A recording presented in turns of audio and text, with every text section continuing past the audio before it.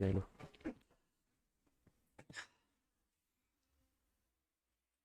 इसमें moment about सी लो एक बार, तब फिट आएगा वो। ए पे लेके आपका सही नहीं आएगा आंसर, वो जो आपने कर रखा है ना। कौन से पैसे इंक्लाइंड? हाँ अभी मैं बता रहा हूँ मैं क्या प्रॉब्लम हो रही है आपकी। रुको, क्वेश्चन था आपका यहाँ पे, ये क्वेश्चन है, ठीक है।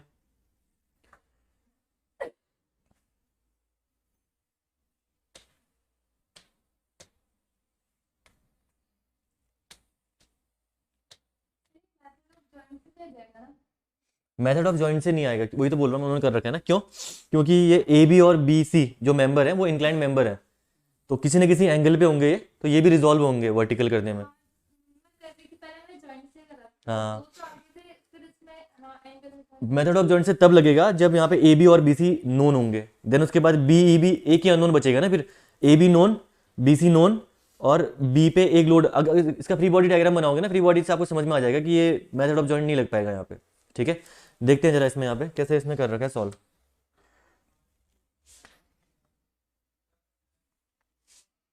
ठीक है, ये वर्टिकल रिएक्शन तो आपने निकाल दी थी ना। ओके, रिएक्शन कितनी कितनी आई थी दोनों? 5 5 ना, 5 किलो न्यूटन। ये भी 5 किलो न्यूटन आपने रिएक्शन निकाल रखी है। ओके, देन यहाँ पे लगा हुआ है 10 किलो न्यूटन का लोड। सॉरी, ये लगा हुआ है यहाँ पे 10 किलो न्यूटन का लोड, ठीक है। अच्छा, वो जो वीडियो कह रहे थे ना आप लोग, यूकेपीएससी जेई लाइव में जाओ एक बार उसमें खोल के ऐप में, उसके अंदर आ रखे हैं ना, मिल गए ना? ठीक है ठीक है, अगर नहीं पता है तो बता, बाद में क्लास के बाद बता देना, ठीक है। जिसको भी यहाँ आप A B C D E, ठीक है।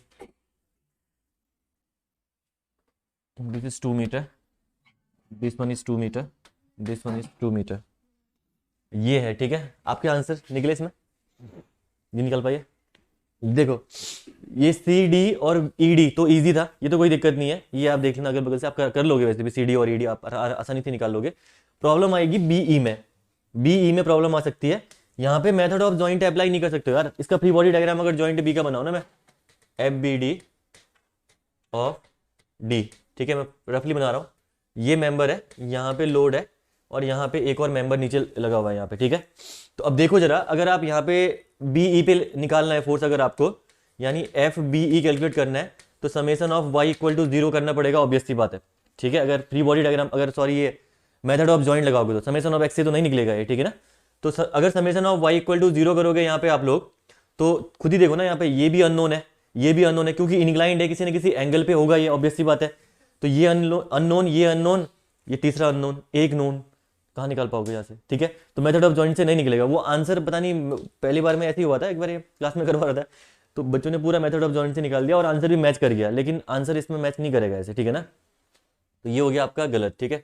इस मेथड से आप नहीं कर सकते हो। यहाँ पे अप्लाई करनी पड़ेगी मेथड ऑफ सेक्शन, ठीक है।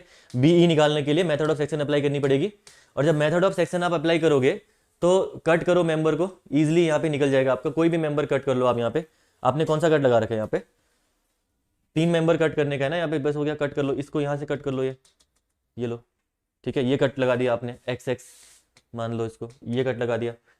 R H S of x x consider करो या L H S of x x consider करो, आपकी मर्जी है, कोई दिक्कत नहीं, आंसर निकल जाएगा। मैं एल एच एस कंसिडर करता हूँ यहाँ पे, ठीक है। L H S of x x अगर मैं लूंगा यहाँ पे, तो जरा देखो यहाँ पे, समेशन ऑफ वाई आपका नेग्लेक्ट हो गया था इससे पहले ही, समेशन ऑफ एक्स भी नेग्लेक्ट हो गया है ऑलरेडी, बचा गया समेशन ऑफ मूवमेंट, वही लगा सकते हो। अब आपने जैसे ए के अबाउट लगाया, देखो कौन कौन से फोर्सेज आपको कंसिडर करने हैं। एक तो ये मेंबर कट हुआ है, तो ये फोर्स आपको कंसिडर करना पड़ेगा, है ना। और दूसरा ये कट किया आपने, तो ये वाला फोर्स कंसिडर करना पड़ेगा आपको, ठीक है।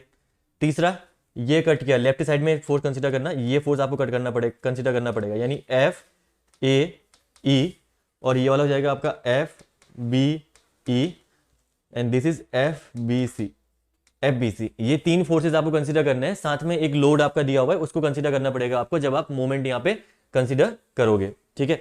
अब या तो एलएचएस कंसिडर करो इसका, या आरएचएस कंसिडर करो। मैं क्या करूं बताओ जरा, एलएचएस करूं या आरएचएस, कौन सा इजी पड़ेगा यहाँ पे? लोड में से एलएचएस में तो 2 लोड मेरे आ रहे हैं ना, आरएचएस में सिर्फ एक ही लोड आ रहा है, तो मैं आरएचएस कंसिडर कर लूं इसका। आरएचएस में कंसिडर करूंगा लेकिन फिर फंस जाऊंगा, अभी बताता हूँ क्यों फंसूंगा यहाँ पे, रुको। एलएचएस ही मैं कंसीडर कर रहा हूँ फिलहाल, ठीक है। एलएचएस मैंने यहाँ पे कंसीडर किया इसका। अब देखो आपने लिया ए के अबाउट मोमेंट, अब जब ए के अबाउट आपने मोमेंट लिया तो ठीक है, एफ बी सी को तो आपने जीरो कर दिया, ठीक है, और एफ ए ई को भी जीरो कर दिया आपने। तो आपने मेंबर कौन से कट किए? मैंने फिगर सही बना रखा क्या? हाँ वही कर रहा हूँ, मैंने फिगर ठीक नहीं बना रखा, वही तो आप लोगों ने बताया, फिगर मैंने गलत बना रखा है। ये फिगर है यहाँ से ऐसा, है ना? अब आया ये फिगर सामने। लेकिन कट तो ये लगा सकते हैं, कट तो पॉसिबल है, ये कट तो पॉसिबल है। हाँ तो जरा अगर ये कट पॉसिबल है तो मोमेंट अबाउट ये निकालो जरा, यहाँ पे कितना निकल के आ रहा है, समेशन ऑफ मोमेंट अबाउट ये करो, क्योंकि बीसी और ए को जीरो कर दिया आपने, और मोमेंट अबाउट ए निकालोगे तो जरा निकालो कितना आ रहा है।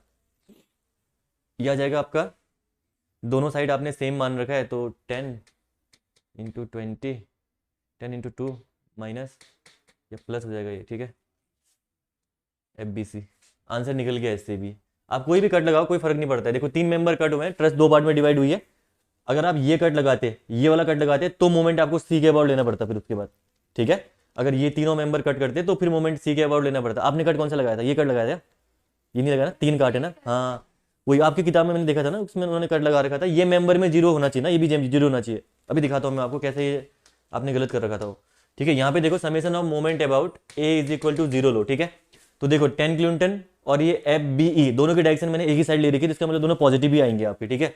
तो 10 into 2 plus F B E into 2 equal to 0, F B E is equal to minus of 10 kilonewton. इसका मतलब आपने टेंसाइल लिया हुआ था, तो ये आपका क्या हो गया? कॉम्प्रेसिव। इसका आंसर यही है ना, बी आंसर में 10 दिया हुआ है ना, ठीक है। आपका ये आंसर हो गया कॉम्प्रेसिव। आपने कट किया था, देखो या तो इससे इस तरीके से करो कोई बात नहीं, ठीक है। अब आपने कट किया ये वाला मेंबर, ये मेंबर कट कर दिया अगर आपने, वाई वाई में कंसीडर कर रहा हूं इसको, ठीक है। अब जरा देखो, अब आप ए के अबाउट मोमेंट नहीं ले सकते हो, क्यों? क्योंकि एफ बी सी को तो आपने जीरो कर दिया, लेकिन ये जो एफ ई सी वाला मेंबर है उसको कहां जीरो कर पा रहे हो आप? और पहली बात तो ये मेंबर आपका कटा ही नहीं यहाँ पे, तो ये तो गड़बड़ हो गया वैसे ही ऑलरेडी, ठीक है। ये तो आपका कट लगेगा ही नहीं, क्यों? क्योंकि आपका ये मेंबर तो कटा ही नहीं ना, जिस मेंबर को निकालना है उस मेंबर को तो कट करना ही पड़ेगा, ठीक है। तो जरा देखो आंसर सही आ रहा है ना? अच्छा ठीक है, चलो कोई दिक्कत नहीं, इसमें आंसर आपका बी आ रहा ना, 10, 5 एंड 0, ठीक है, सही है।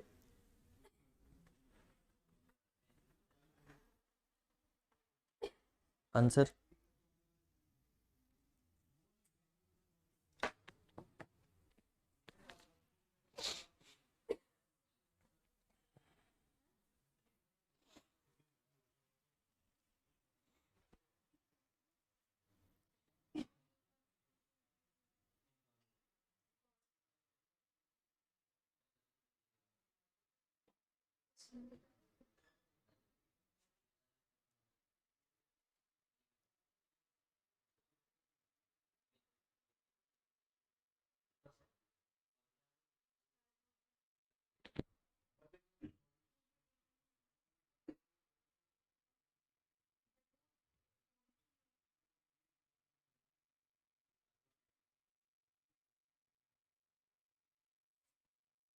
ठीक है, बन गया ना क्वेश्चन? समझ गए? इजी है, ज़्यादा टफ नहीं है, बाकी दो तो निकाल ही होंगे आपने। बढ़े आगे, आगे बढ़े, इसमें दोबारा तो नहीं समझाना, ठीक है। तो अगला आपकी यूनिट आने वाली है, लास्ट आपकी यूनिट मान लो, दिस इज द आर्चेस, ठीक है। इसमें लिखना हेडिंग बेसिक्स ऑफ आर्चेस, ठीक है। इजी सी यूनिट है, ज़्यादा टफ नहीं है, बस थोड़ा सा S F D B M D का कंसेप्ट है, बाकी कुछ नहीं रखा हुआ है इसमें, आसानी से कर ले जाओगे आप लोग इसको, ठीक है। देखते हैं इसको जरा कैसे हम इस आर्च को सॉल्व करने वाले हैं आज, okay. Basics of arches, okay.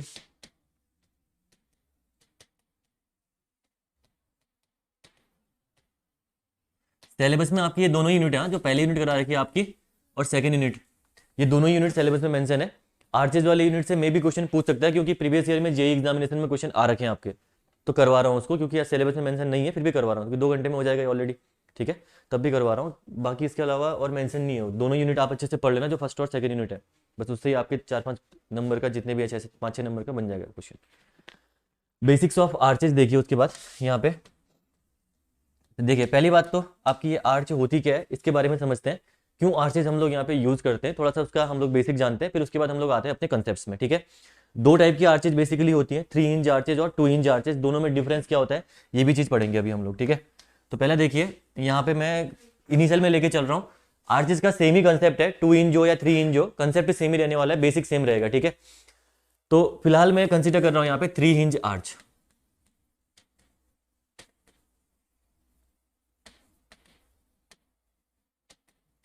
3 hinge arch में कंसीडर कर रहा हूं फिलहाल, ठीक है। तो जैसे कि आप देख पा रहे होंगे यहाँ पे लिखा हुआ है 3 हिंजेस लगे हुए हैं यहाँ पे, तो जरा देखिए मैं बना रहा हूँ इसको, 3 हिंजेस आर्च, 3 हिंज आर्च आपका कैसा रहने वाला है।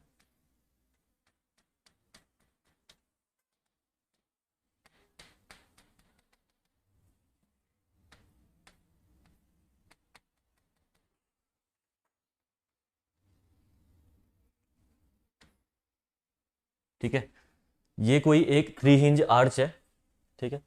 इस आर्च में फॉर एग्जाम्पल इसके ऊपर कोई स्पैन है जिसके ऊपर आपका व्हीकल्स मूव कर रहे हैं, या जो भी चीज जहाँ पे भी आपने प्रोवाइड कर रखा है इसको, ठीक है।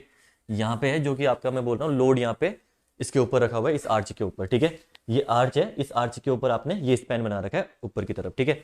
अगर लोड की मैं बात करूँ तो लोड आपका यूनिट लोड आपका यहाँ से मूव करना स्टार्ट करेगा 1 यूनिट का, और ये लोड आपका आगे जाते जाते 1 यूनिट यहाँ पे मूव करेगा, ठीक है।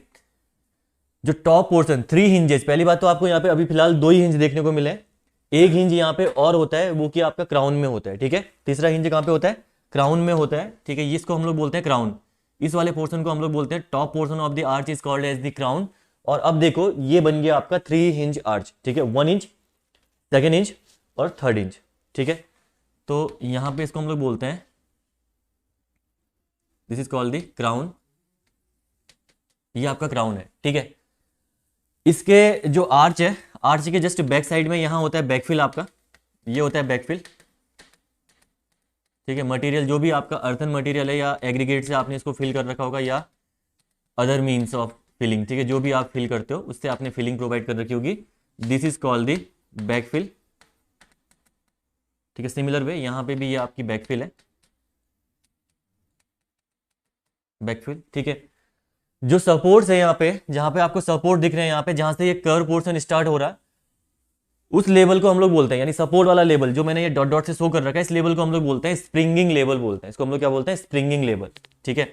अगर मैं यहाँ पे बात करूं तो इसको हम लोग बोलेंगे स्प्रिंगिंग लेवल, ठीक है। मैं यहाँ पे शो कर देता हूँ इसको, ये लाइन में बना दे रहा हूँ, स्प्रिंगिंग, स्प्रिंगिंग।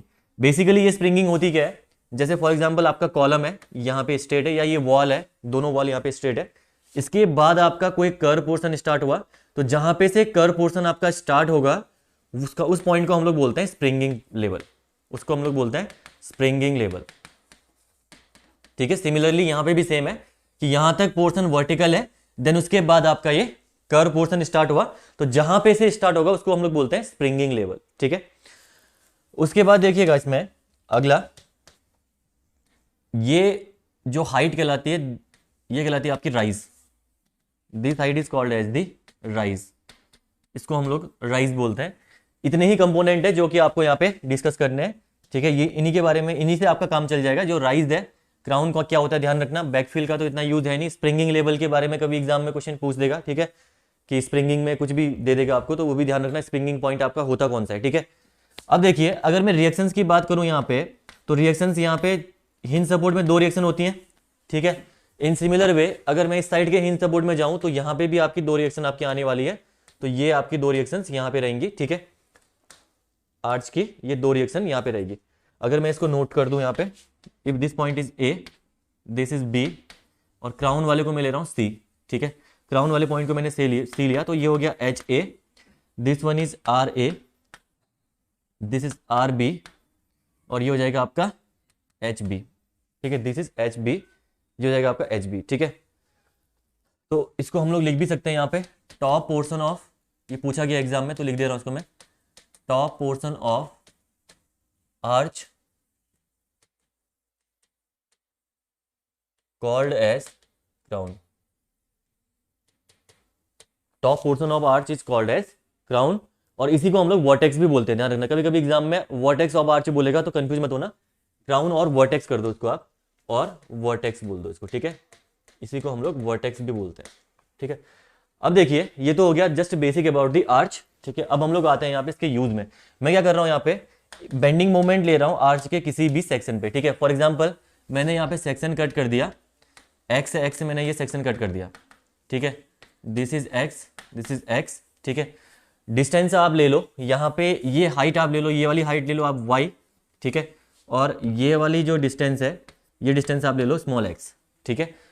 तो जो सेक्शन मैंने कट कर रखा है यहाँ पे मैंने एक्स एक्स सेक्शन कट किया, और हाइट मैंने राइज को मैं रिप्रेजेंट करूंगा स्मॉल एस से, ठीक है। मैंने वाई हाइट ले ली यहाँ पे, और यहाँ पे डिस्टेंस जहाँ पे मैंने सेक्शन कट किया है लेफ्ट सपोर्ट से एक्स डिस्टेंस पे कट किया मैंने, ठीक है। मैं क्या कर रहा हूँ, बेंडिंग मोमेंट निकाल रहा हूँ अबाउट दी एक्स एक्स, ठीक है। Bending moment about x x. अगर मैं यहाँ पे बेंडिंग मोमेंट निकालूं एक्स एक्स के अबाउट, तो आसानी से आप बता दोगे मेरे को बेंडिंग मोमेंट आपका क्या रहने वाला है, ठीक है। पहला हो जाएगा आपका, देखिए यहाँ पे जस्ट आपको क्लॉकवाइज एंटी क्लॉकवाइज पहचानने के लिए अगेन वही, यहाँ खड़े हो जाओ, यहाँ खड़े हो जाओ, लेफ्ट एंड राइट। और यहाँ पे अगर आप खड़े रहोगे तो ये हैंड मेरा यहाँ है तो राइट एंड लेफ्ट, सिंपल सी बात है, ठीक है।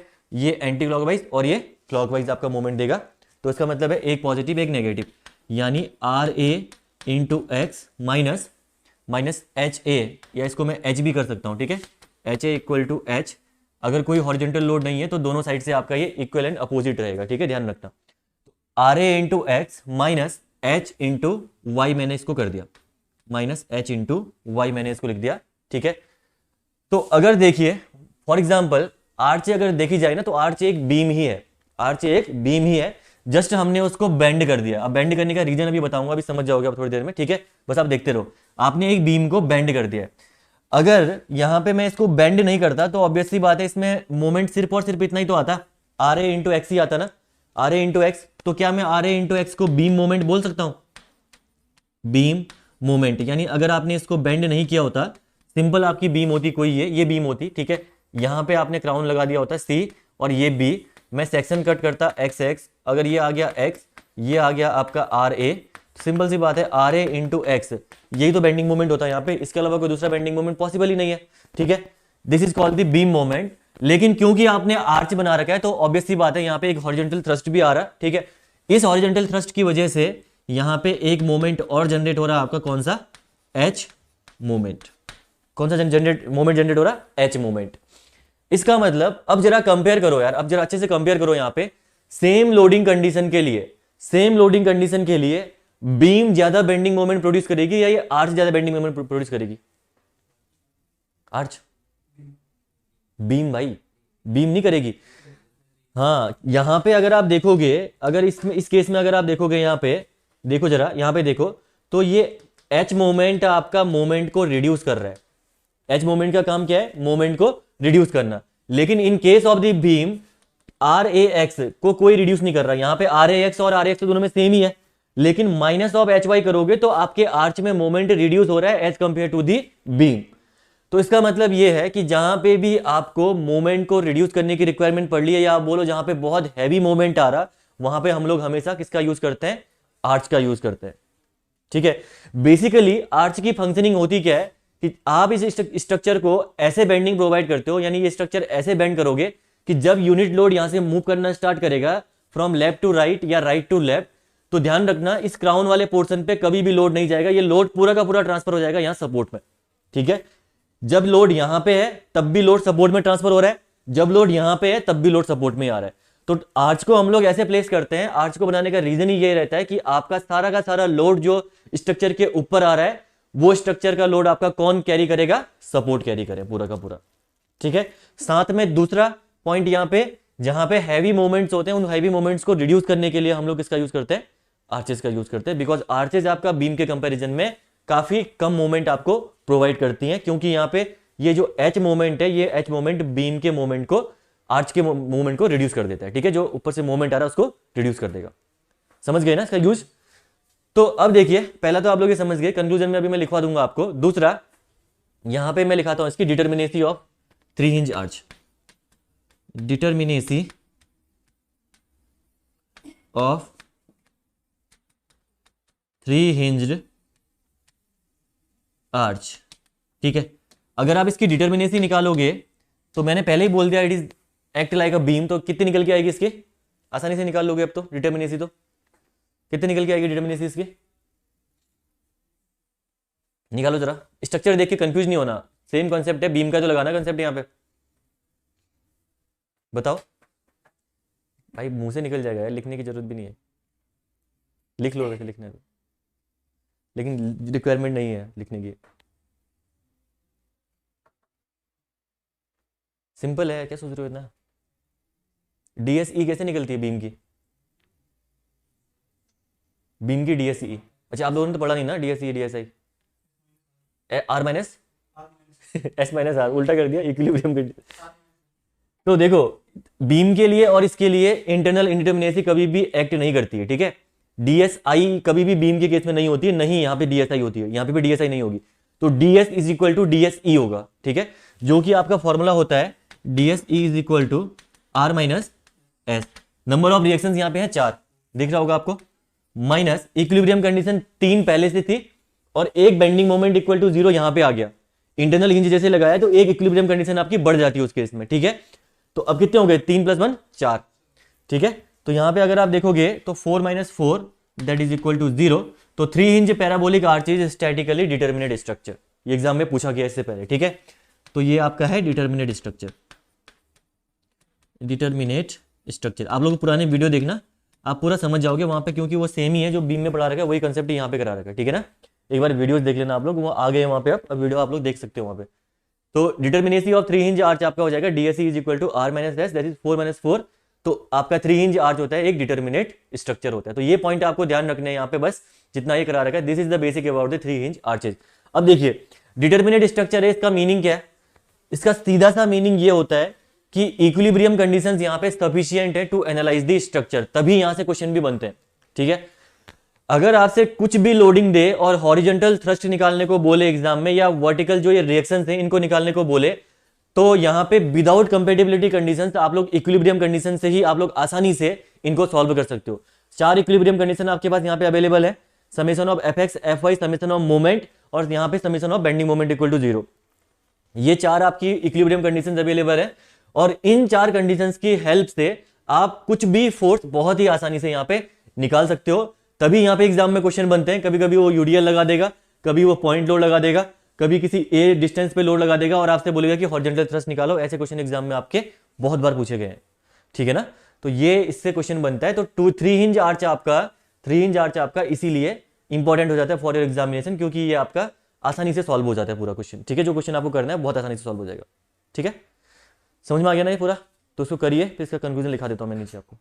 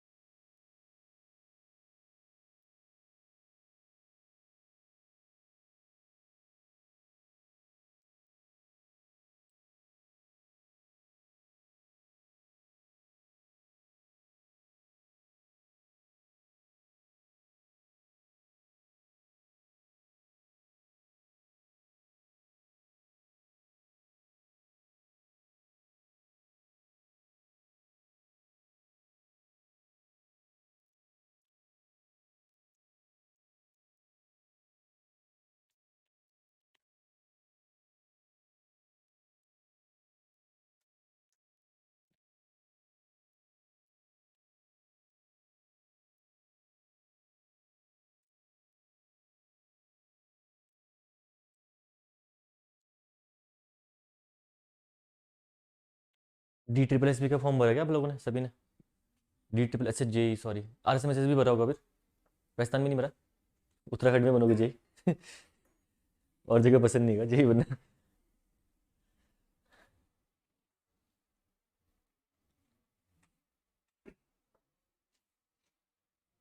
हो गया, कुछ छूटा? ऊपर करो।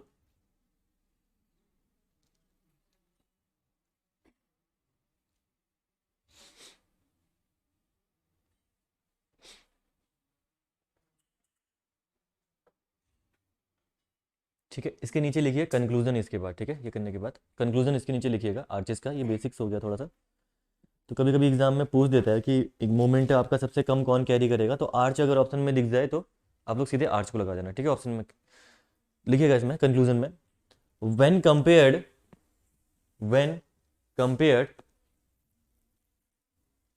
With a beam of same span, span तो हमने यहाँ पे लिखा ही नहीं, एल कर लेना इसको स्पैन। ठीक है, लेंथ स्पैन एल ले लेना यहाँ पे, पूरी की पूरी स्पैन एल ले लेना। ठीक है, when compared with a beam of same span, bending moment at any section, bending moment at any section, any section in a bending moment at any section in a three hinged arch, in a three hinged arch is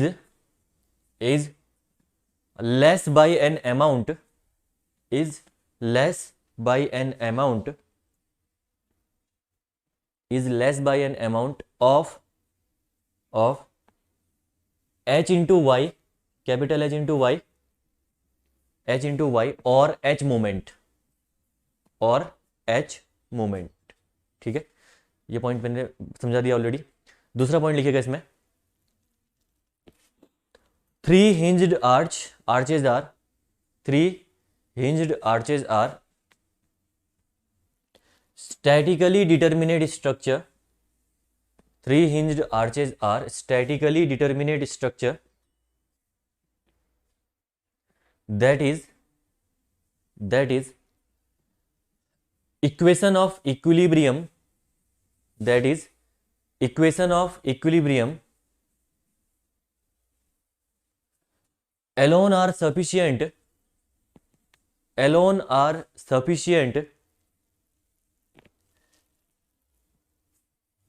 to find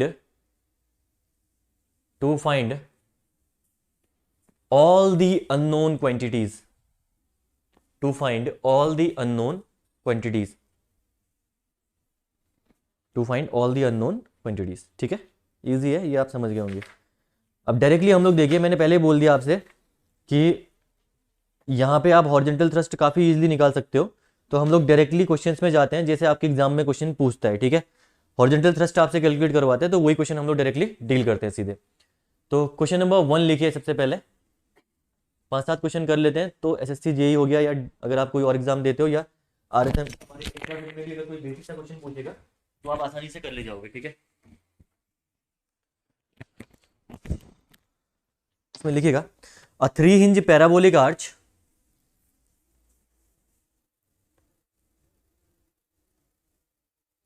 a three hinge parabolic arch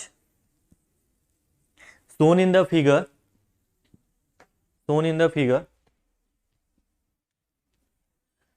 find out the horizontal thrust,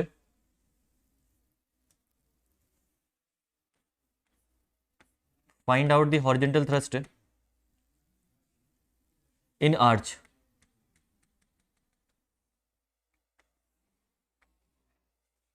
find out the horizontal thrust in the arch। ठीक है, ये सामने arch दे रखी है आपको 3 inch, crown यहाँ पे hinge लगा रखा है इन्होंने, और क्राउन पे दे रखी है लोडिंग।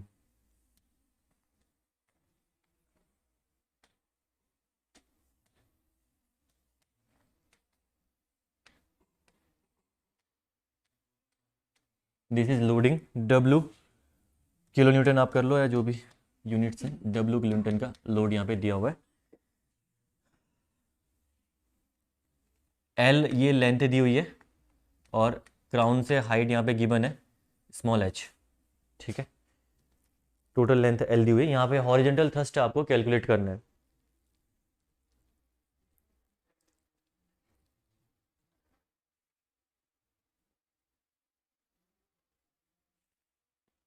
ठीक है, जरा इसमें कैलकुलेट करके बताओ क्या आपका निकल के आ रहा। देखो डील कुछ नहीं करना, आप आसानी से निकाल लोगे। 1 मिनट का टाइम दे रहा हूँ, 2 मिनट, फटाफट एक बार आप सोचो जरा क्या निकाल पाते हो इसमें, जरा सोचो कैसे निकाल पाओगे। हॉरिजॉन्टल थ्रस्ट की बात कर रहा है तो यानी देखिए अगर वर्टिकल लोड लगा हुआ है तो ऑब्वियस सी बात है जब तक हॉरिजॉन्टल लोड ना लगे तब तक एच ए और एच बी डिफरेंट नहीं आएंगे, यानी एच ए और एच बी आपके सेम आएंगे इस केस में, लेकिन अपोजिट होंगे दोनों के दोनों, ठीक है। ये चीज आपको ध्यान रखनी है। तो इस केस में अगर आप देखोगे तो यहाँ पे जो रिएक्शंस आपके आने वाली हैं, एक तो रिएक्शन ये आएगी, एक रिएक्शन आपकी ये आने वाली है, अगली रिएक्शन यहाँ पे ये आएगी और एक रिएक्शन आपकी यहाँ पे अपवर्ड जाएगी, ठीक है। तो this one is R A, this is R A, this is H A को मैं एच बी कर दूं, यहाँ पे कोई दिक्कत नहीं है ना, एच बी एच, और ये हो जाएगा आपका आर बी। जहां पे हॉरिजॉन्टल लोड आ गया कहीं पे अगर लगा हुआ तब जाके ये एच में चेंजेस आएंगे, अदरवाइज एच आपका एक ही निकलने वाला है, क्योंकि आप summation of X equal to 0 करोगे तो क्या होगा, H A plus H B equal to 0 होगा ना, या H A minus H B equal to 0, तो H A equal to H B हो जाएगा आपका, ठीक है। तो ध्यान रखना कि इस केस में अब जरा निकालो, जरा ट्राई करो इसमें सपोर्ट रिएक्शन निकालो, फिर moment about any point is 0, then answer निकल जाएगा आपका। इजी सा क्वेश्चन है।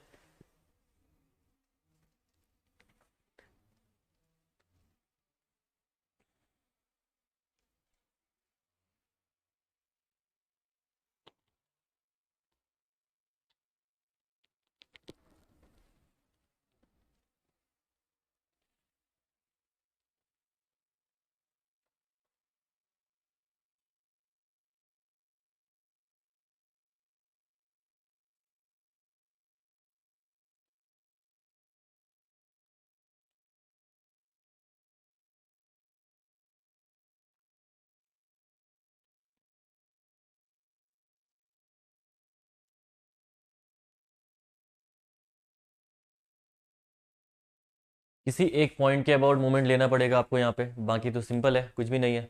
रिएक्शन निकालने में तो डब्ल्यू एल अपॉन 2h आ रहा, कहीं मिस्टेक तो नहीं हो रही आपकी? मेरे को तो कुछ और जो है दिख रहा है, आंसर सही कर रखा है आपने, लेकिन थोड़ा सा मिस्टेक हो रही है, जरा देखो यहाँ पे कुछ किए गड़बड़ तो नहीं कर दिया।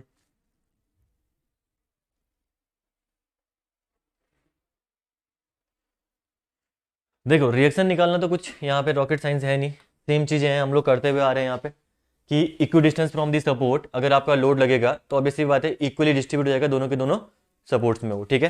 तो यहाँ पे R A is equal to आपने किया होगा W/2 और R B is equal to आपने किया होगा यहाँ पे W/2, ठीक है। इतना तो आपने कर ही लिया होगा होपफुली, मुझे उम्मीद है।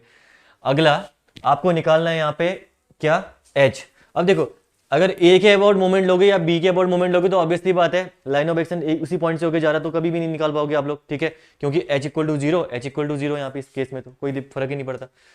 आपको मोमेंट लेना पड़ेगा सी के अबाउट 0, क्योंकि यहाँ पे भी आप ले सकते हो ना मोमेंट हिंज के अबाउट मोमेंट 0 ले सकते हो आप लोग। तो summation of moment about C is equal to अगर मैं 0 लूँ यहाँ पे, अब देखो यहां से चाहे लेफ्ट साइड काम करो चाहे राइट साइड काम करो, इसके फर्क नहीं पड़ता, ठीक है, जहां से भी निकालोगे आंसर सेम आएगा। फॉर एग्जांपल मैं लेफ्ट साइड ले रहा हूं, ठीक है, तो लेफ्ट साइड से यानी clockwise positive, anti clockwise negative, ठीक है। लेफ्ट साइड में कंसीडर कर रहा हूं इसका, या LHS में लिख देता हूं, ठीक है, LHS ऑफ क्राउन कर देता हूं मैं, तो LHS वाला रीजन में कंसीडर कर रहा हूं, ध्यान रखना, ठीक है। तो जरा देखिए इस केस में अगेन यहाँ पे इसके अबाउट ले रहे हो तो ये आपका क्लॉकवाइज है, ये एंटी क्लॉकवाइज है ना, ये तो समझ ही आ रहा होगा आपको। तो यहाँ पे हो जाएगा ये W/2 इंटू डिस्टेंस यहाँ पे है L/2, ये L/2 नहीं, आपने L तो नहीं ले लिया डिस्टेंस, है ना, L तो पूरी डिस्टेंस है ना, ये L इतनी डिस्टेंस थोड़ी ना है, L यहाँ से ये पूरी डिस्टेंस है। तो W/2 into L/2 minus H into small h is equal to 0, और कैपिटल H अगर आपको निकालना है यहाँ पे तो ये कितना हो जाएगा WL upon 4 times of H, इतना ही निकला आपका, ठीक है। तो ये आपका आंसर निकल के आ गया, this is the horizontal thrust in kilo newton, simple as that, ठीक है। तो बहुत बेसिक क्वेश्चन है, इनमें कुछ है ही नहीं रखा हुआ, बस थोड़ा सा समझना है यहाँ पे काम कैसे करना है, बाकी कुछ भी नहीं रखा इन क्वेश्चनों में, ठीक है। एक क्वेश्चन और दूं, अगला क्वेश्चन देखिए, इसको कर लीजिए पहले, फिर अगला question.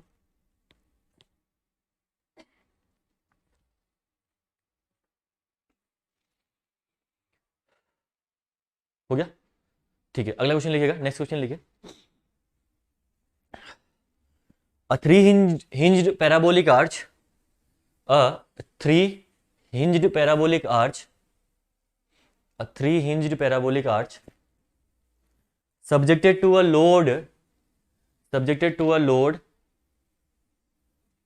at L by 4 distance from left support, subjected to a load at L by 4 distance from left support. The rise of the crown is 4 meter. The rise of the crown is 4 meter.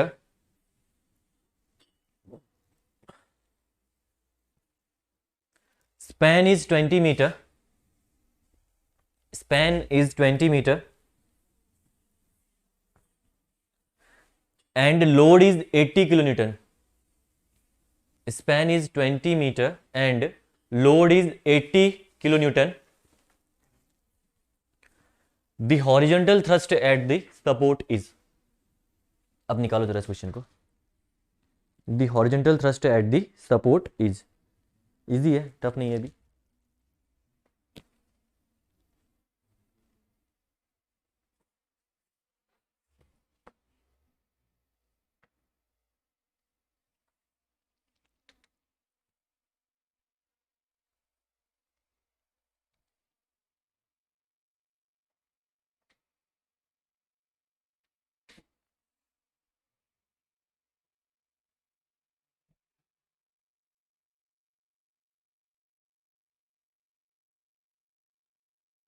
Solve करो इसको, ठीक है, मैं आ रहा हूँ।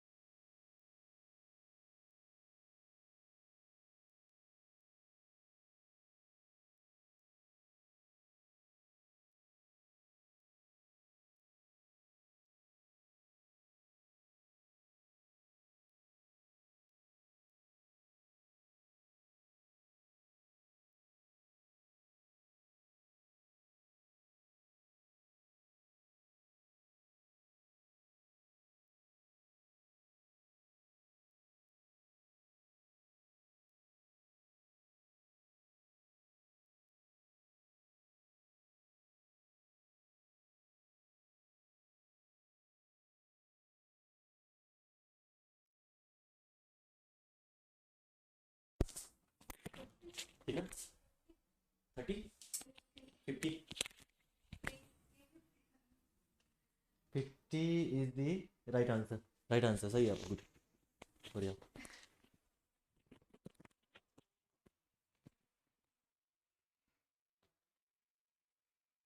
Okay देखते हैं जरा, देखो बहुत इजी क्वेश्चन था, कुछ नहीं इसमें। अ 3 hinge parabolic arch is subjected to a load at L/4 distance from left support. This is the left support, ये 3 hinge parabolic arch है, ये लेफ्ट सपोर्ट है आपका, ठीक है, और this is the right support, ये A and this one is B। Support reaction पहले लिख लो यहाँ पे, ये आपकी सपोर्ट रिएक्शन आपने लिख ली। This is again the another support reaction, ठीक है। Then this one is RA, this one is HA, this is RB and this is HB which is equal to H and which is also equal to H because यहाँ पे vertical load ही दिया हुआ है, ठीक है। Total जो span है आपका, दैट स्पैन विल बी, ये आपका राइज दिया हुआ है ना आपको 4 मीटर का, 4 मीटर का राइज आपको गिवन है। टोटल स्पैन यहाँ पे है 20 मीटर का, 20 मीटर का यहाँ पे आपको टोटल स्पैन गिवन है। ओके ये मैंने ले लिया टोटल स्पैन, 20 मीटर का यहाँ पे स्पैन गिवन है। अब देखिए इसने बोला आपसे कि जो आपका लोड लगा हुआ है यहाँ पे 80 किलो न्यूटन का, वो L/4 distance from the left support है, ठीक है। यानी फॉर एग्जांपल ये लोड आपका कहीं यहाँ पे एक्ट कर रहा है, ठीक है, L/4 distance from the left support, इसका मैग्नीट्यूड कितना है 80 किलो न्यूटन ना, 80 किलो न्यूटन का इसका मैग्नीट्यूड है। तो भाई L/4 डिस्टेंस का मतलब क्या है, L/4 डिस्टेंस का मतलब ये है कि 20/4 यानी 5 मीटर पे एक्ट कर रहा है, ये तो आपने क्या होगा 5 मीटर पे ये एक्ट कर रहा है यहाँ से, सिंपल सा फोर फैक्ट यही है यहाँ पे, ठीक है। तो L/4 का मतलब है 20/4 5, इसका मतलब ये आपका ये पॉइंट पे 5 मीटर हो गया, और इसके बाद अगर डिस्टेंस देखोगे तो ये कितना हो गया 15 मीटर की डिस्टेंस ये आ गई यहाँ से यहाँ तक, ठीक है, ये 5 ये 15 मीटर बस। अब देखो वो तो गया, ये A distance from the left support और B distance from the right support वाला कंडीशन नहीं बन गई। तो जब RA और RB यहाँ पे निकालोगे तो RA इक्वल टू हो जाएगा P इंटू B/L, और अगर RB निकालोगे तो कितना हो जाएगा ये P इंटू A/L। सिंपल सी बात है, जो केस मैंने लिखवा रखा है उसी पे काम कर रहे हैं। तो PB यानी 80 इंटू B कितना है 15 ना, बाई L यानी 20, 15 चौको 60 आया होगा, ये 60 किलो न्यूटन आपका आ गया ये। अगला PA यानी 80 into 5/20 that is 20 kilo Newton. 60 + 20 80, total load भी 80 आ रहा है, तो सपोर्ट में टोटल लोड 80 ट्रांसफर हो गया, आपका सही निकल के आया ये, ठीक है। अगला काम क्या है, summation of moment about crown is equal to 0 लो, summation of moment about crown is equal to 0, या तो लेफ्ट लो या राइट लो, बताओ कहाँ से करूँ, जहाँ से सिंपल लगता है वहाँ जाना चाहिए वैसे तो। कहाँ से करूँ, लेफ्ट से करूँ राइट से करूँ? राइट से सिंपल है, अगर लेफ्ट से सीखना तो लेफ्ट से कराऊँ, आपने कर लिया होगा, लेफ्ट से करूँ, ठीक है चलो लेफ्ट साइड से करता हूँ। चलो लेफ्ट साइड से अगर मैं इसको काम करता हूँ तो यहाँ पे देखिए clockwise is positive, anti clockwise is negative. पहले तो लोडिंग को पहचानो क्लॉकवाइज और एंटी क्लॉकवाइज कौन सी है, ठीक है। तो पहले आपको यहाँ खड़े होना है, ठीक है। कंसेप्ट मैंने समझाया था कि जिस साइड मूवमेंट निकाल रहे हो उस साइड खड़े होना है, आपकी डायरेक्शन और लोड की डायरेक्शन सेम रहनी चाहिए। यानी आप ऐसे खड़े हो, इसका मतलब ये लेफ्ट हैंड है ये राइट हैंड है, सिंपल, ठीक है। उसके बाद आप खड़े हो यहाँ पे ऐसे, क्योंकि लोड मूवमेंट ऊपर साइड निकाल रहे हो, तो इसका मतलब आप यूं खड़े हो, तो इसका मतलब जो लोड है आपका ये राइट हैंड की तरफ है और ये लेफ्ट हैंड हो गया, ठीक है। यहाँ पे कहाँ खड़े रहोगे, लेफ्ट या राइट, लेफ्ट या राइट, यहाँ पे राइट, सिंपल सी बात है, ठीक है। दो जगह खड़े हो सकते थे आप लोग, यहाँ खड़े रहोगे, यानी आप राइट की तरफ ऐसे खड़े हो, ठीक है। तो इसका मतलब ये राइट और ये लेफ्ट, और ये थोड़ा सा इजी भी है, देखो ये तो क्लॉकवाइज है, आसानी से पहचान में आ जाता है, ये भी एंटी क्लॉकवाइज है, आसानी से पहचान में आ जाएगा वैसे बिना इसके खड़े होने के भी, ठीक है। और इसका भी आप आसानी से पता लगा सकते हो, क्योंकि अगर अपवर्ड आपने क्लॉकवाइज लिया हो तो डाउनवर्ड आपका एंटी क्लॉकवाइज होगा, सिंपल सी बात है, ठीक है। तो इन कंसेप्ट के बिना भी आप लोग पहचान सकते हो इसको। तो जरा देखो यहाँ पे मैंने क्लॉकवाइज पॉजिटिव लिया है और एंटी क्लॉकवाइज नेगेटिव लिया हुआ है, यहाँ पे 2 एंटी क्लॉकवाइज है और 1 क्लॉकवाइज है, तो लगा लो यहाँ पे, इसको आंसर आ जाएगा आपका, ठीक है। ये कितना हो गया, RA कितना है 60 इंटू मोमेंट यहाँ पे तक लेना ना, ये 10, 60 इंटू 10 माइनस H आपको निकालना है इंटू 4 माइनस 80 इंटू ये वाली डिस्टेंस ना, ये डिस्टेंस कितनी है, डिस्टेंस ये हाँ 10 - 5 मीटर, दिस इज 5, ठीक है, इंटू 5। तो जब आप सॉल्व करोगे इसको इज इक्वल टू 0, तो H इक्वल टू आपका कितना निकल गया, उतना ही निकल के आएगा, देखो जरा 400 600 250 50 है, और राइट साइड से करोगे तो बहुत ही ईजी है, फिर तो वहां से तो कुछ करना ही नहीं आप, कर लो इसको, राइट से भी निकालो, ठीक है ना, राइट से निकाल देना आप लोगों ने, चलो ठीक है, कर लो फिर।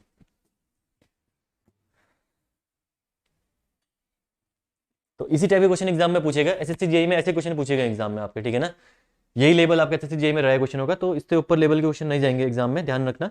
अभी प्रैक्टिस करते हैं कुछ क्वेश्चन और डिफरेंट डिफरेंट, तो आपके सारी चीज़ें कवर हो जाएंगी उसके बाद। अगला आपका आने वाला है, ओके,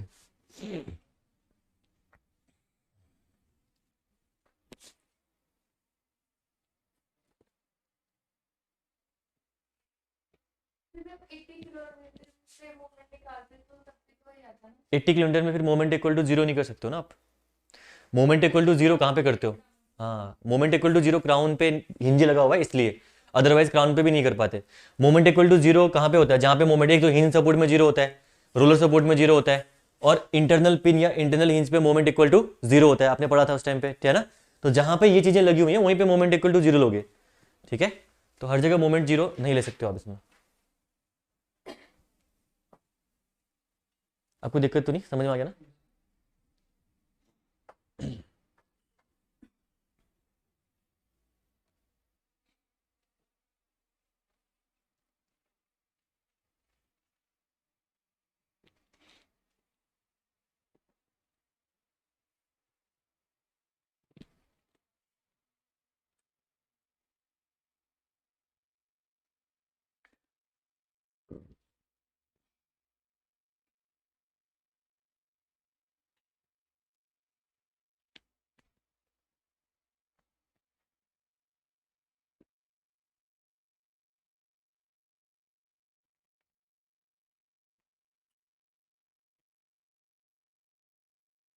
हो गया, ओके, अगला बढ़े क्वेश्चन में।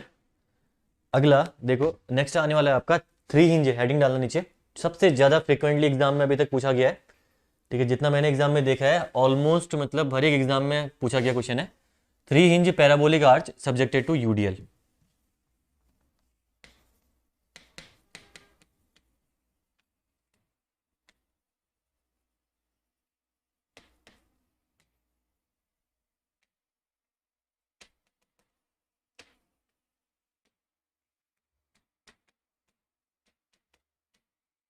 मोस्ट फ्रिक्वेंटली आस्क्ड क्वेश्चन, और ये इंपॉर्टेंट एग्जाम पर्सपेक्टिव से, ठीक है।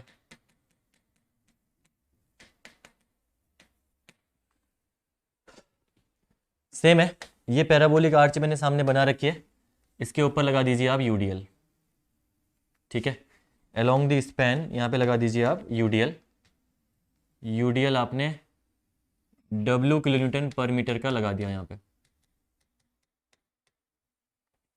W किलोन्यूटन पर मीटर का यहाँ पे आपने यूडीएल अप्लाई कर दिया, ठीक है। अब जरा देखिए यहाँ पे,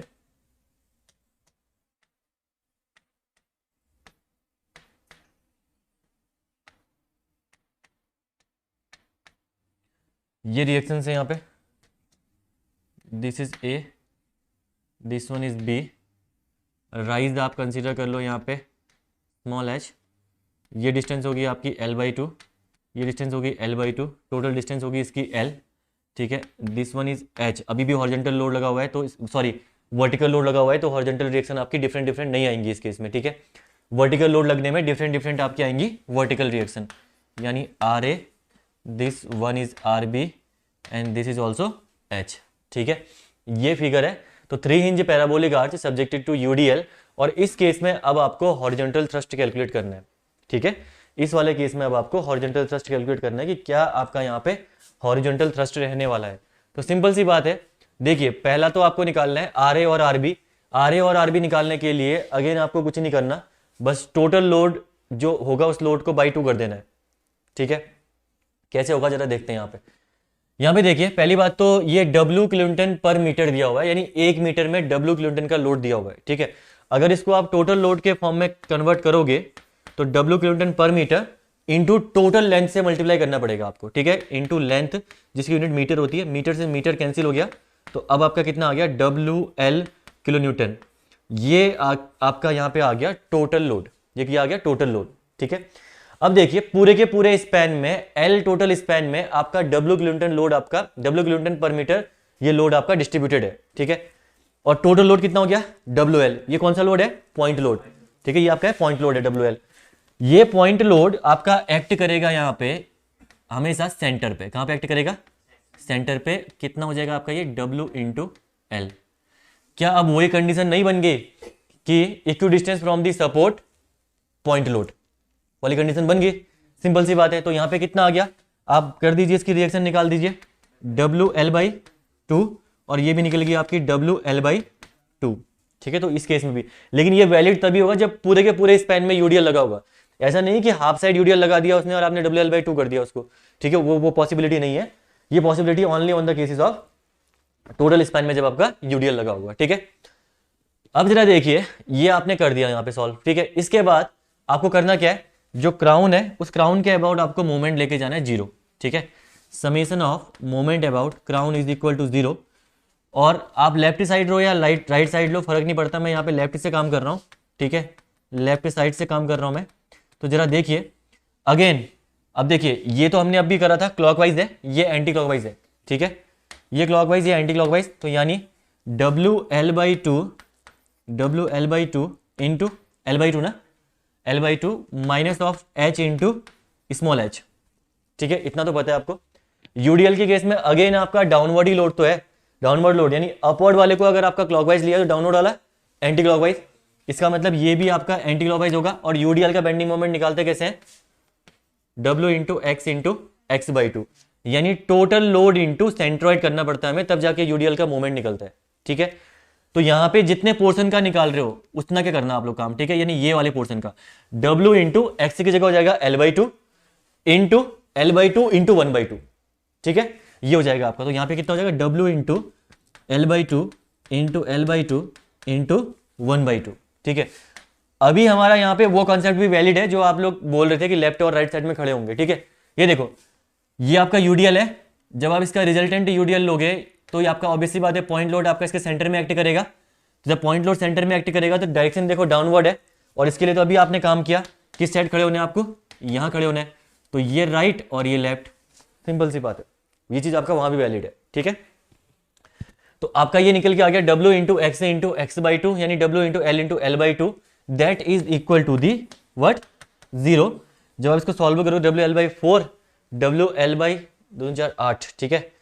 तो यहां से हो जाएगा आपका 8 2 h, ठीक है, W L square by 8 h। देखो जरा सॉल्व करके क्या इतना ही आ रहा, W L square by 8 h। This is the horizontal thrust of the arch subjected to UDL throughout the span.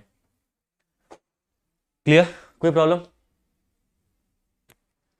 आपको समझ में आ रहा ना, दिक्कत तो नहीं है? आपने सोम नहीं पढ़ा ना, आप लोगों ने सोम, आप लोगों ने नहीं पढ़ा सोम तो, हाँ, तो दिक्कत तो नहीं आ रही इसमें ना, इजी है।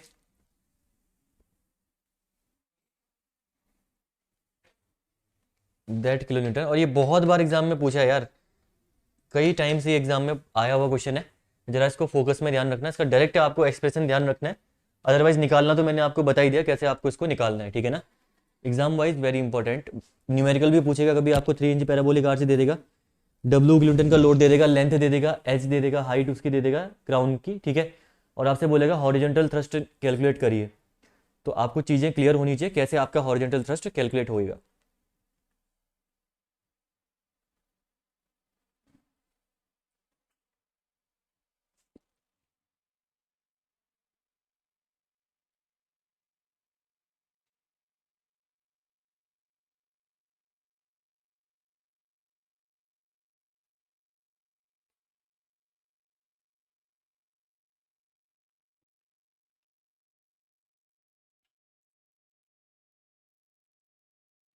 ठीक है।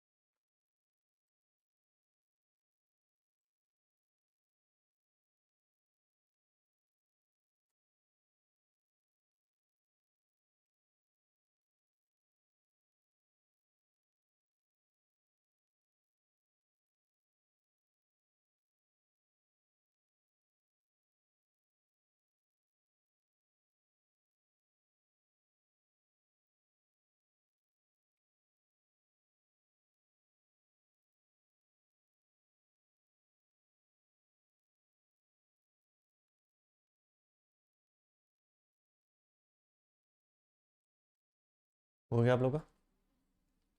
ओके, ठीक है। ये तो हो गया 3 इंच आर्चेस का, ठीक है। एक बार आप अगला क्वेश्चन लिखिए, क्वेश्चन लिखिएगा next.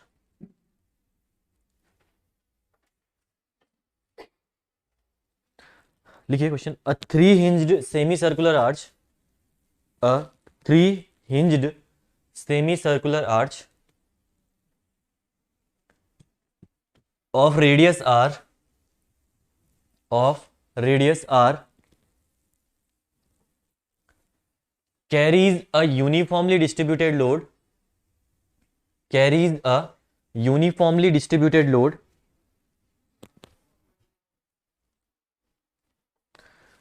w per unit run, w per unit run over the whole span, over the whole span. The horizontal thrust is, the horizontal thrust is,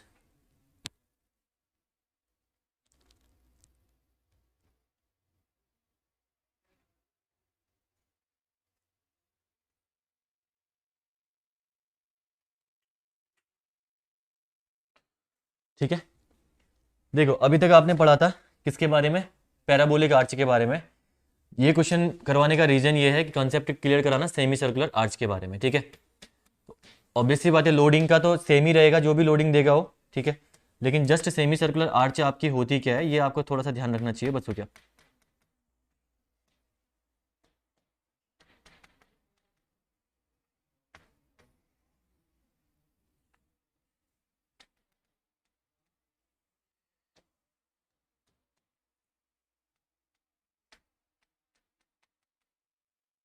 ठीक है, ये सामने मैंने बना रखी है semi circular arch, this is the semi circular arch, ठीक है।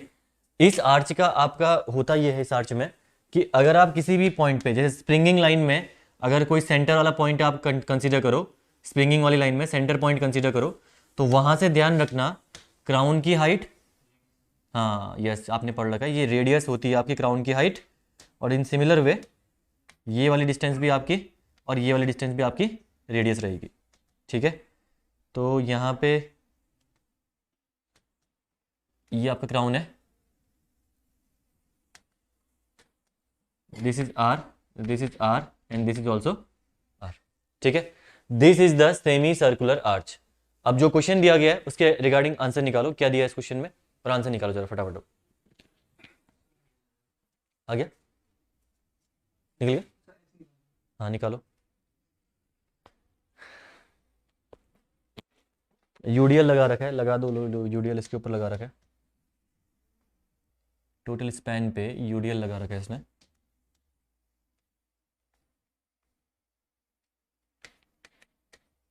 W kilo newton per metre का अगर मैं बात करूं यहाँ पे, तो this is the horizontal thrust, this is R ए,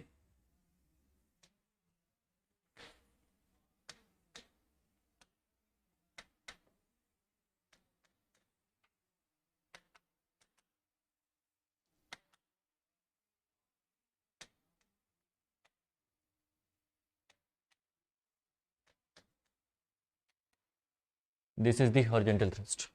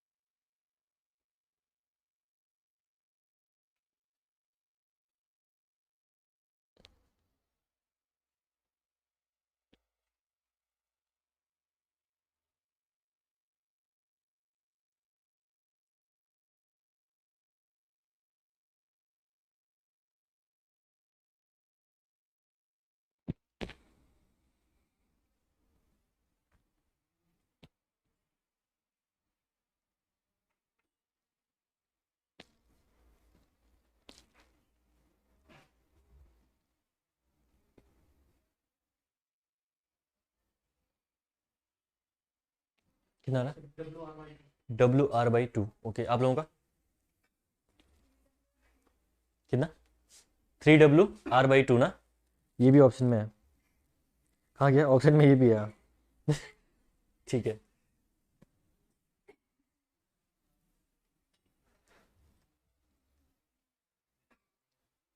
आपका भी 3WR/2 आ रहा? ओके, लेकिन WR/2 is the right answer, आपका सही है। ठीक है, आप लोगों ने गलत कर रखा है। मुझे लग रहा है रिएक्शन RAR भी गलत निकाल दिया, WL/2 कर दिया। WR भाई, यहाँ देखो L कितना है टोटल? यही तो मिस्टेक होती है ना सेमी सर्कुलर आर्च में, तभी करवाया था मैंने। ठीक है, यहाँ पे क्या हो जाएगा? यहाँ पे आपका अगर आप रिएक्शन निकालोगे तो WL/2 होगा, लेकिन यहाँ पे L2R है। W इंटू 2R/2, ये हो जाएगा आपका WR। Similar way RB is equal to WR। ये तो कोई दिक्कत नहीं है। ठीक है, बस मोमेंट अबाउट C निकालो। Moment about C, summation of moment about C is equal to 0। Left side से लो क्लॉकवाइज, ये anti clockwise, clockwise anti clockwise anti clockwise. ठीक है, इजी था, अब तो कोई दिक्कत ही नहीं है यहाँ पे। W into R into L/2 minus of H into R ना, H into R minus of W into R into R/2। ठीक है, W into x into x/2 होता है, तो x की जगह हो जाएगा R अब। ठीक है, R तो इज इक्वल टू 0 करोगे अगर आप यहाँ पे, तो इतना ही आया होगा आंसर ना, WR/2। ओके, ये हो जाएगा H आपका WR/2। ये L/2 नहीं, ये भी WR इंटू R होगा ना यहाँ पे। हाँ, ये R होगा, L/2 थोड़ी ना होगा। कौन सा साइन? अच्छा, आप लोगों ने, मेरा सही है यहाँ पे, ये देखो आंसर सही है। ठीक है, WR/2 kilo Newton is the answer. Clear? तो ऐसे क्वेश्चन एग्जाम में पूछता है। एक क्वेश्चन फाइनल करें 3 इंच से, फिर 3 इंच को क्लोज करें। ठीक है, 3 इंच को उसके बाद क्लोज करते हैं। बाकी अब कभी कभी क्या कर देगा, मैक्सिमम से मैक्सिमम क्या कर देगा, इसी पॉइंट पे क्राउन पे पॉइंट और लगा देगा, या एट डिस्टेंस A पॉइंट और लगा देगा। बाकी इसके अलावा क्या क्वेश्चन बनाएगा इसमें? ठीक है ना, तो क्वेश्चन आपके ऐसे ही बनने वाले हैं, तो थोड़ा सा ध्यान रखना, कंसेप्ट क्लियर कर रखने अपने, बस हो गया। बाकी लोडिंग कहीं भी लगाए में क्या फर्क पड़ता है।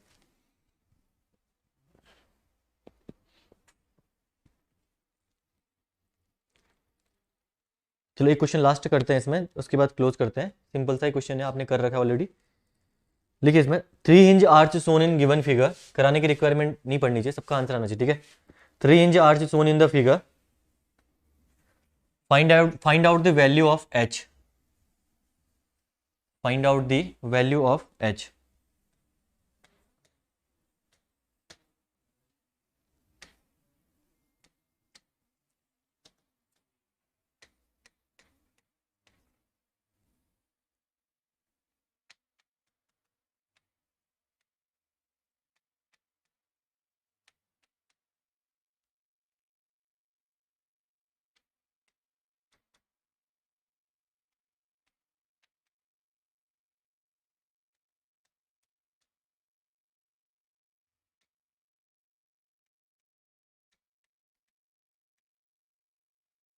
चार मीटर 4 मीटर ना, ये 4 मीटर 4 मीटर 8 मीटर 8 मीटर।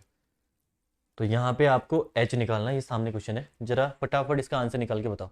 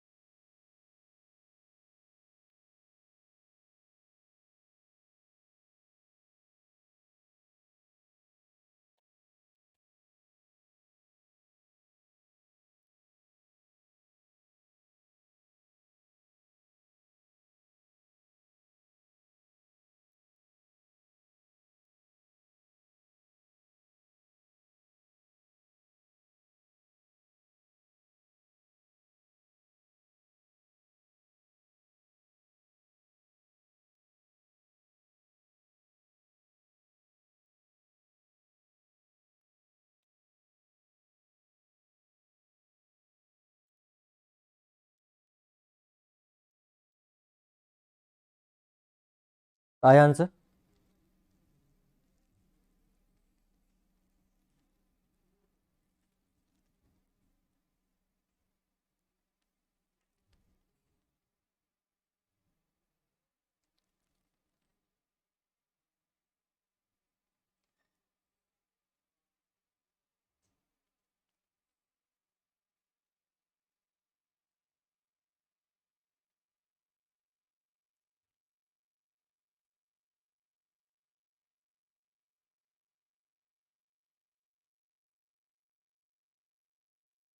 कितना?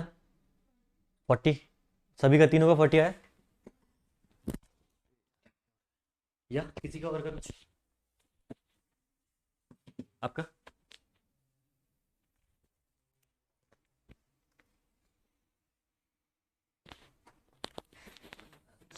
60? आंसर चेंज आ गया, निकालना पड़ेगा मतलब।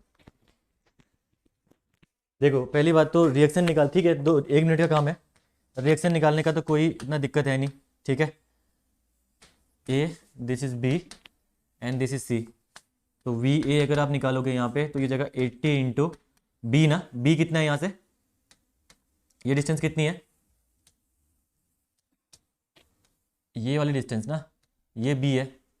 तो दिस इज 16 में से 12, 4 घटा दो, 12 आ गई ना, ये 12 मीटर, ये तो है 12 मीटर आप लोगों की, ठीक है। तो 80 इंटू 12/16,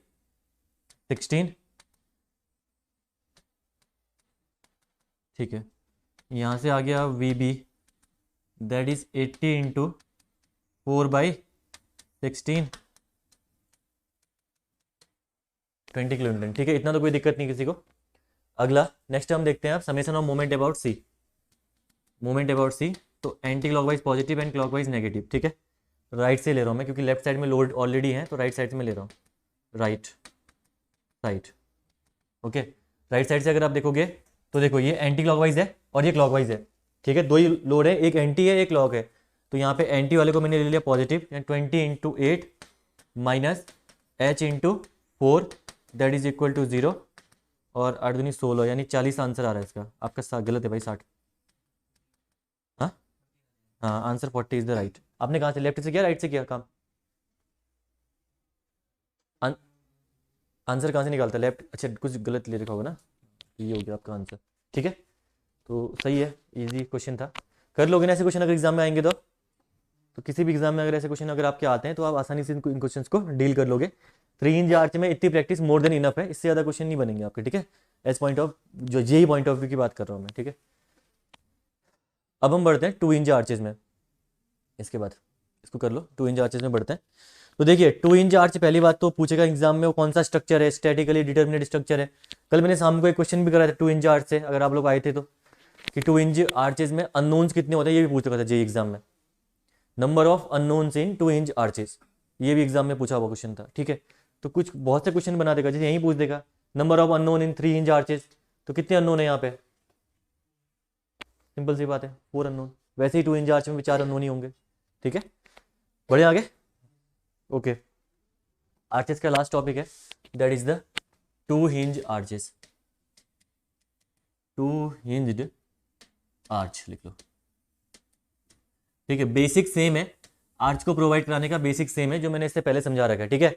लेकिन यहाँ पे 2 हिंज आर्च में आपका चेंजेस क्या आएंगे, अब जो हिंजेस आपके लगेंगे, दीज हिंजेस आर ओनली 2। एक बार रुको, इसको मैं ट्राई करूँ,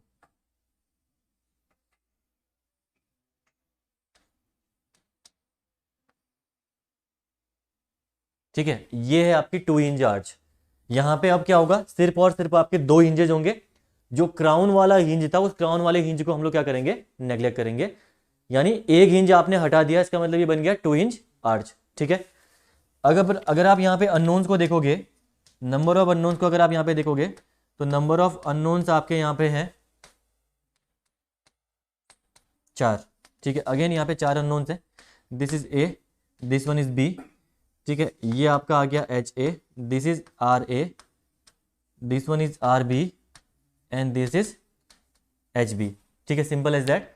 सेम चीज वही है, क्राउन से हाइट हाइट जो चीजें कर रखी है हमने वो चीजें सेम है, लेंथ एल, स्पैन, ठीक है। लेकिन अब मोमेंट अब आपका 2 के पॉइंट के अबाउट ले पाओगे, एक तो ए के अबाउट और एक बी के अबाउट।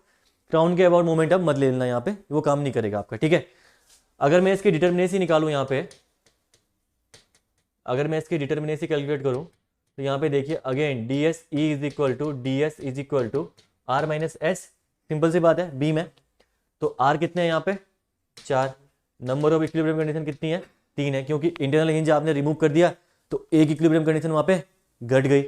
इसका मतलब एक इसकी यहाँ पे निकल के आ गई डी एस, ठीक है, एक क्या निकल के आ गई डी एस। तो स्ट्रक्चर क्या हो गया ये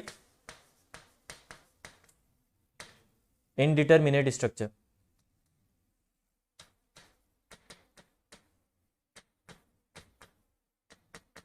ठीक है। तो 2 इंच आर्च आपका इनडिटरमिनेट स्ट्रक्चर है। इसका सीधा सा मीनिंग ये है कि अब इक्विलिब्रियम कंडीशंस यहां पे सफिशिएंट नहीं है टू एनालाइज द स्ट्रक्चर। सिर्फ और सिर्फ summation of X, summation of Y और समेशन ऑफ मोमेंट के बेस पे ही आप इस स्ट्रक्चर को एनालाइज नहीं कर सकते हो इन एनी केस, ठीक है। यहां पे आपको एक्स्ट्रा कंपेटिबिलिटी कंडीशंस की रिक्वायरमेंट पड़ती है। उन कंपेटिबिलिटी कंडीशंस की हेल्प से अब आप यहाँ पे हॉरिजॉन्टल थ्रस्ट निकालोगे यहाँ पे, तो हॉरिजॉन्टल थ्रस्ट या रिएक्शन जो यहाँ पे है वो डायरेक्टली नहीं निकलेंगी। इसका मतलब ये है कि कहीं कहीं पे ऐसा होगा कि आर ए और आर बी डायरेक्टली निकाल लोगे, लेकिन हॉरिजॉन्टल थ्रस्ट आप डायरेक्टली नहीं निकाल पाओगे, ठीक है। तो ये आपका कहलाता है 2 हिंज आर्च जो मैंने करा रखा है। It is the indeterminate structure where compatibility conditions are required to analyse the structure. तो अब जैसे आपने पिछले 3 हिंज आर्च में कैलकुलेट करी चीजें कि मोमेंट अबाउट सी ले लिया, फिर मोमेंट अबाउट ए या बी लेके आपने हॉरिजॉन्टल थ्रस्ट आसानी से निकाल लिया, वो चीजें यहाँ पे आपकी पॉसिबल नहीं है, ठीक है। तो यहां से क्वेश्चन भी आपसे निकलवाएगा नहीं, लेकिन स्टैंडर्ड केसेस एग्जाम में पूछता है, ठीक है। स्टैंडर्ड केसेस एग्जाम में पूछता है, और स्टैंडर्ड केसेस कैसे एग्जाम में पूछेगा अभी मैं 5 या 6 केसेस लिखाऊंगा आपको, उनके बाहर क्वेश्चन नहीं जाएगा आपके, ठीक है। तो पहले इसको कर लो, उसके बाद हेडिंग डालना स्टैंडर्ड केसेस, हेडिंग डालना। फिर स्टैंडर्ड केस के बेस पे बहुत क्वेश्चन आए हैं, एसएससी जेई में आपके काफी क्वेश्चन पूछे गए हैं, और यूकेपीएससी जेई पेपर आपको पता ही है, एसएससी जेई को कॉपी करने की कोशिश तो करते ही हैं थोड़ा बहुत, तो क्या पता क्वेश्चन उठा के वहां से डाल दें आपका।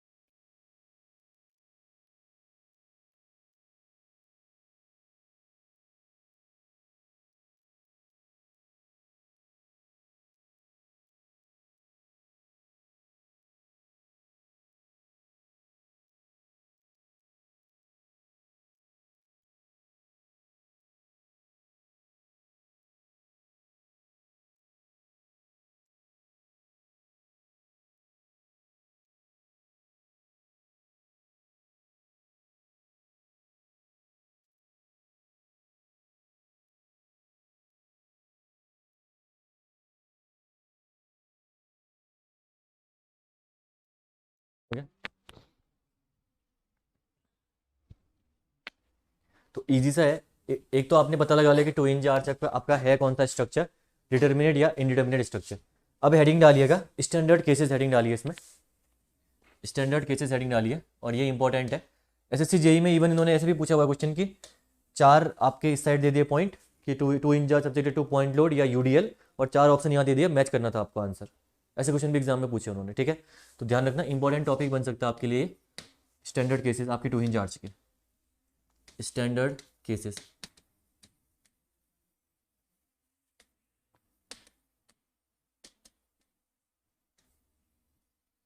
स्टैंडर्ड केसेस, ठीक है।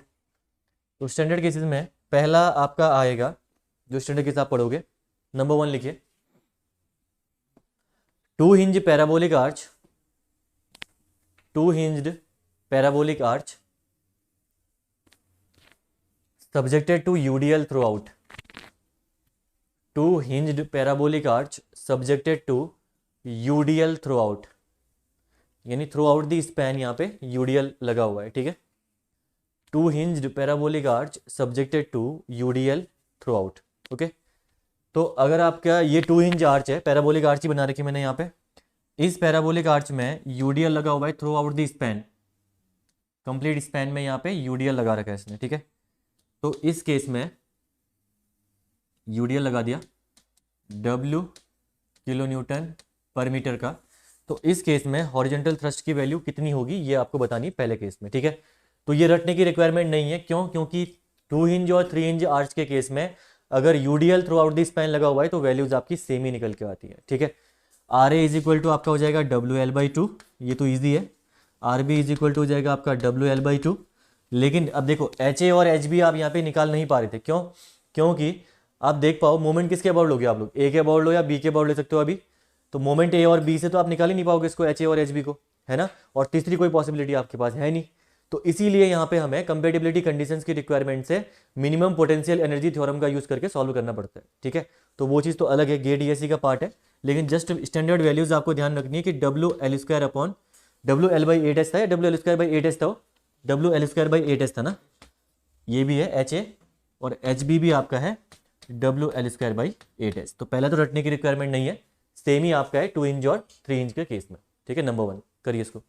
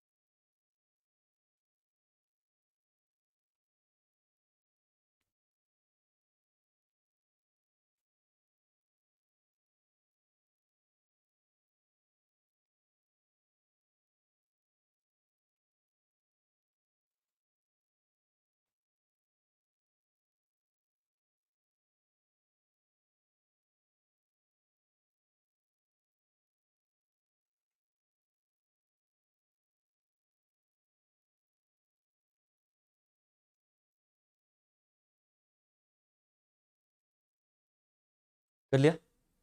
केस 2 लिखिए, दूसरा सेकंड केस लिखिएगा। Three hinged parabolic arch, three hinged parabolic arch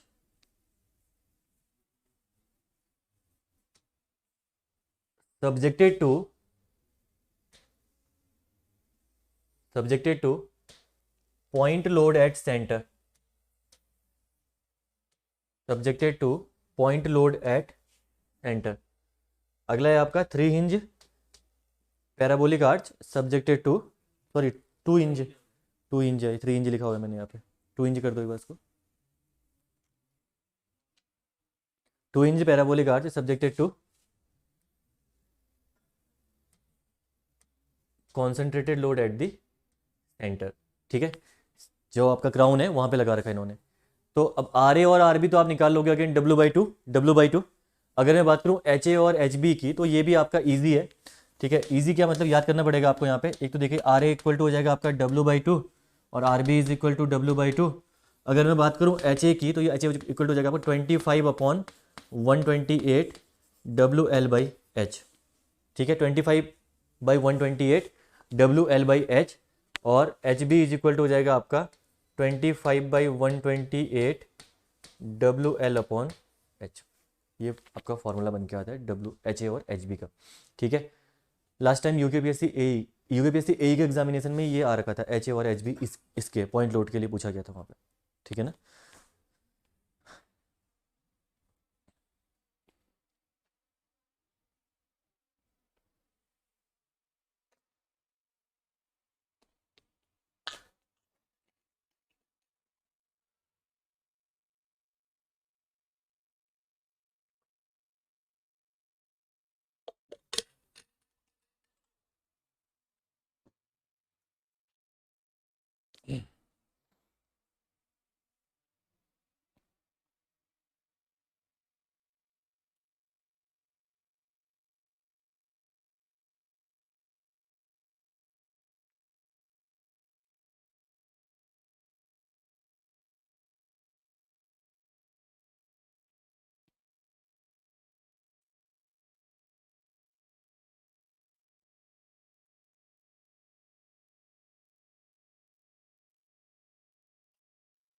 case third लिखिए, अगर ये हो गया तो केस थर्ड लिखिएगा।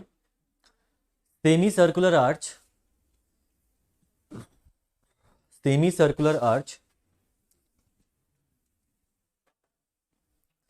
subjected to UDL throughout.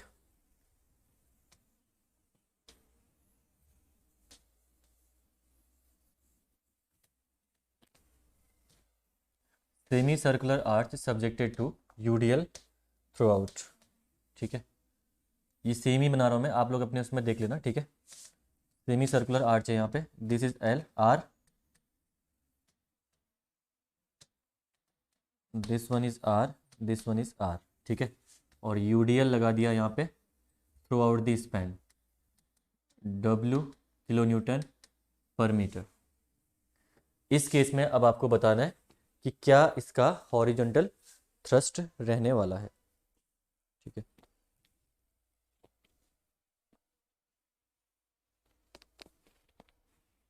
तो आर ए और आर बी तो अगेन आपका देखो, जिससे पहले निकाला था आपने W इंटू आर, और यहाँ पे भी आपका W इंटू आर ही रहेगा।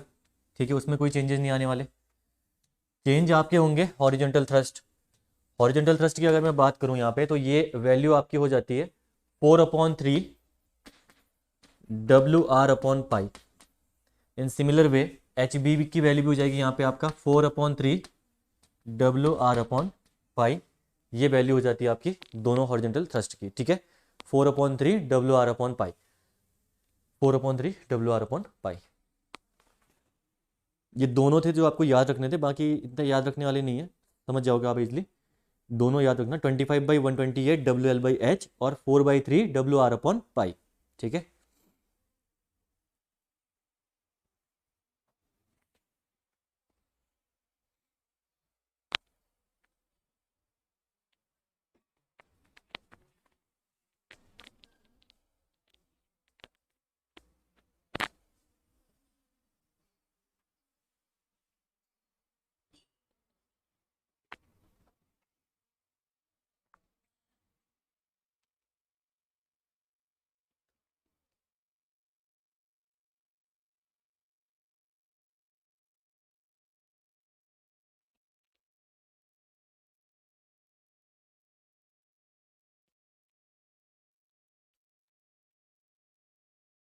हो गया।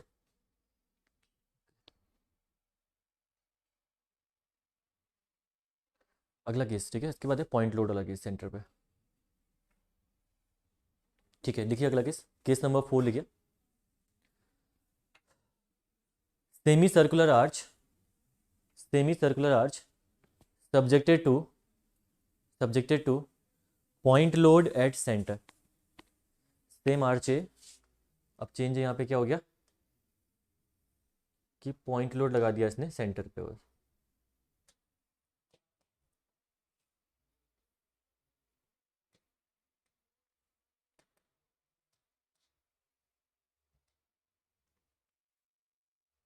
ठीक है, तो इस केस में आपका क्या हो जाएगा, ये हो जाएगा W/2, this is again W/2, ये भी कट जाएगा, ये भी रिमूव कर देते। ठीक है, यहाँ पे अगर आप देखोगे W/2, W/2, और ये सिंपल सा है W/पाई, और ये भी आपका W/पाई। ठीक है, तो इजी सा यहाँ पे याद करने वाला है कि W/पाई, और ये सबसे ज़्यादा पूछा जाने वाला केस है जो ये करा रखा है, 2 hinge arch subjected to concentrated point load at the centre. कल मैंने इसको शाम वाली 7 बजे वाली क्लास में भी इसको कवर कराया था मैंने, इसके बेस पे न्यूमेरिकल आ रखा था, उसको मैंने कवर कराया था। तो ये सेम क्वेश्चन था जो मैंने करा रखा है सामने।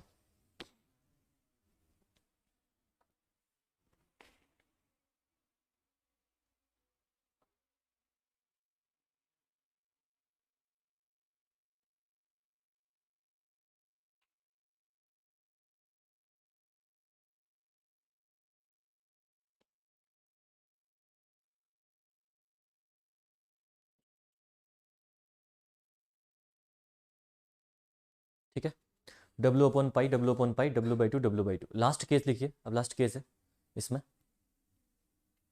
एसएससी जेईई में इस लास्ट केस से भी क्वेश्चन आया हुआ है एग्जाम में। ठीक है, उन्होंने अल्फा की वैल्यू चेंज कर रखी थी और क्वेश्चन आया हुआ है, अभी देखो यहाँ पे, इसको लिखिए पहले।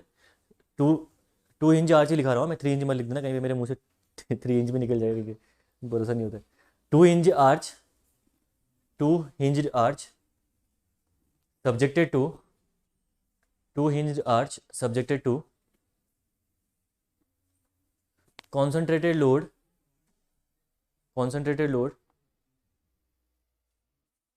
between crown and left support, between crown and left support. This is the last part. ठीक है,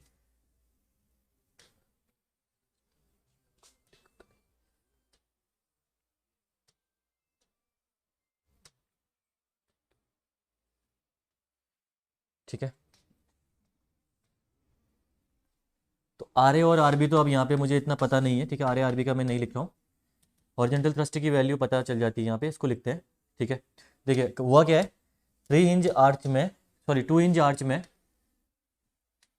एक कॉन्सेंट्रेटेड लोड लगा हुआ है और वो भी आपका क्राउन और लेफ्ट सपोर्ट के बीच में है, ठीक है। साथ में इसमें अलग दूसरी चीज़ क्या ध्यान रखनी है आपको कि ये जो आपका लोड है, ये लोड इस स्प्रिंगिंग के साथ अल्फा एंगल में सब्जेक्टेड है। ये आपका लोड स्प्रिंगिंग के साथ अल्फा एंगल में सब्जेक्टेड है।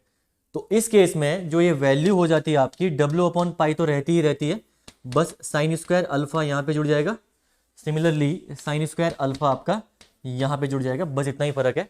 अब देखो जरा इसको याद कैसे करोगे, कुछ नहीं है भाई। देखो जब कॉन्सेंट्रेटेड लोड सेंटर में था तो W/π है, और जब यहाँ है तो W/π साइन स्क्वायर अल्फा।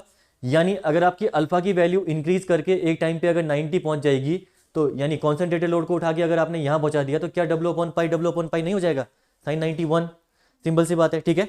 तो फॉर्मूला बहुत ईजी है, W/π साइन स्क्वायर अल्फा, जब किसी एंगल पे हो और अल्फा इक्वल टू 90 यानी क्राउन पे हो तो W/π, ठीक है। अब उन्होंने एग्जाम में इसी अल्फा की वैल्यूज दे रखी थी, 90, 120, 30, 60 करके ऐसे एग्जाम में दे रखा था, और उस बेस पे आपको निकालना था हॉरिजॉन्टल थ्रस्ट, ठीक है। तो इसी फॉर्मूले के बेस पे उन्होंने एग्जाम में क्वेश्चन पूछा हुआ था SSC जेई में, ठीक है। और ये चारों चीजें भी आ रखी हैं कि जैसे 3 hinge arch 2 hinge arch subjected to concentrated load और UDL, और राइट साइड में मैच करिए, उनको मैच करना था आपको, ये भी पूछे गए हैं। तो स्टैंडर्ड केसेस इंपॉर्टेंट है यहाँ पे जितने करा रखे हैं, इससे बाहर अभी तक तो कुछ पूछा नहीं है। अगर तुम लोगों की किस्मत ही खराब है तो फिर पूछेगा, ठीक है। और याद भी कितना करोगे, ऑब्वियसली बात है ना, लिमिटेड चीज़ें याद कर सकते हो। तो जितना चीज़ें हमने कर रखी हैं वो मोर देन सफिशिएंट है। वैसे 99% चांसेज हैं कि यहीं से आएगा अगर क्वेश्चन बनता है तो। बाकी अगर हाँ कुछ ऊपर नीचे हो जाए तो सभी के लिए होगा, फिर वो तुम्हारा गलत तो सभी का गलत,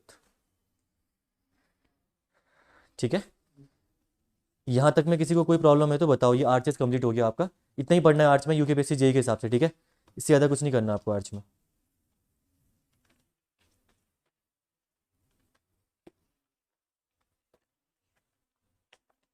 तो बहुत ज़्यादा मैंने करवाया भी नहीं, लेकिन इतना करवा रखा है कि इससे क्वेश्चन एग्जाम में आ जाए आपके, ठीक है। ज़्यादा न कराने का रीज़न ये है कि बहुत ज़्यादा फालतू चीज़ें पढ़ नहीं सकते हम लोग, क्योंकि एग्जाम में टाइम कम है।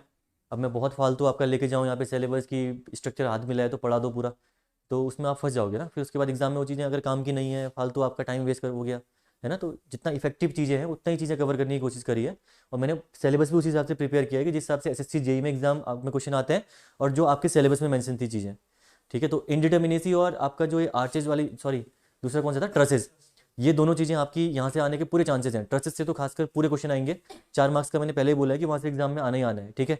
इनडिटर्मिनेसी से भी 2 मार्क्स से या 4 मार्क्स का वहाँ से भी आ सकता है, ठीक है।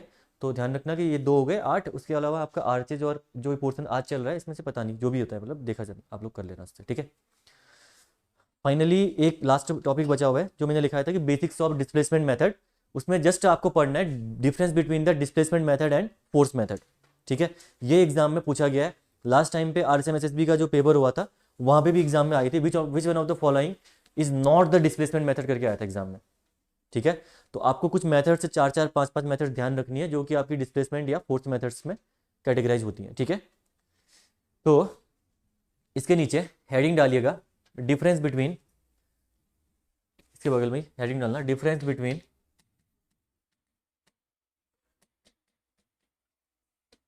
Displacement and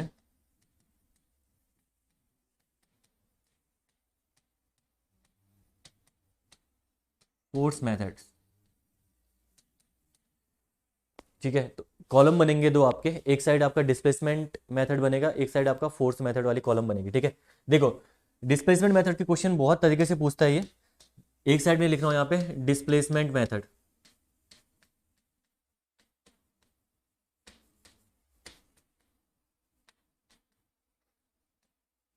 in displacement method को हम लोग स्टिफनेस मेथड भी बोलते हैं, ठीक है, इन्हीं को हम लोग बोलते हैं स्टिफनेस मेथड भी बोलते हैं।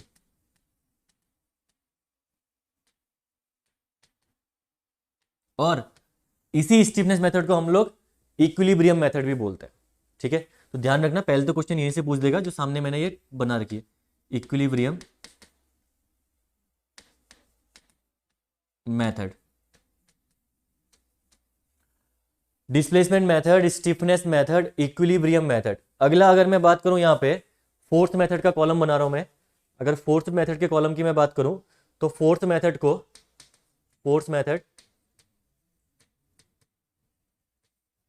फ्लेक्सिबिलिटी मेथड भी बोलते हैं। यहां पे स्टिफनेस है, वहां पे फ्लेक्सिबिलिटी मेथड है, ठीक है, इसको हम लोग फ्लेक्सिबिलिटी मेथड भी बोलते हैं।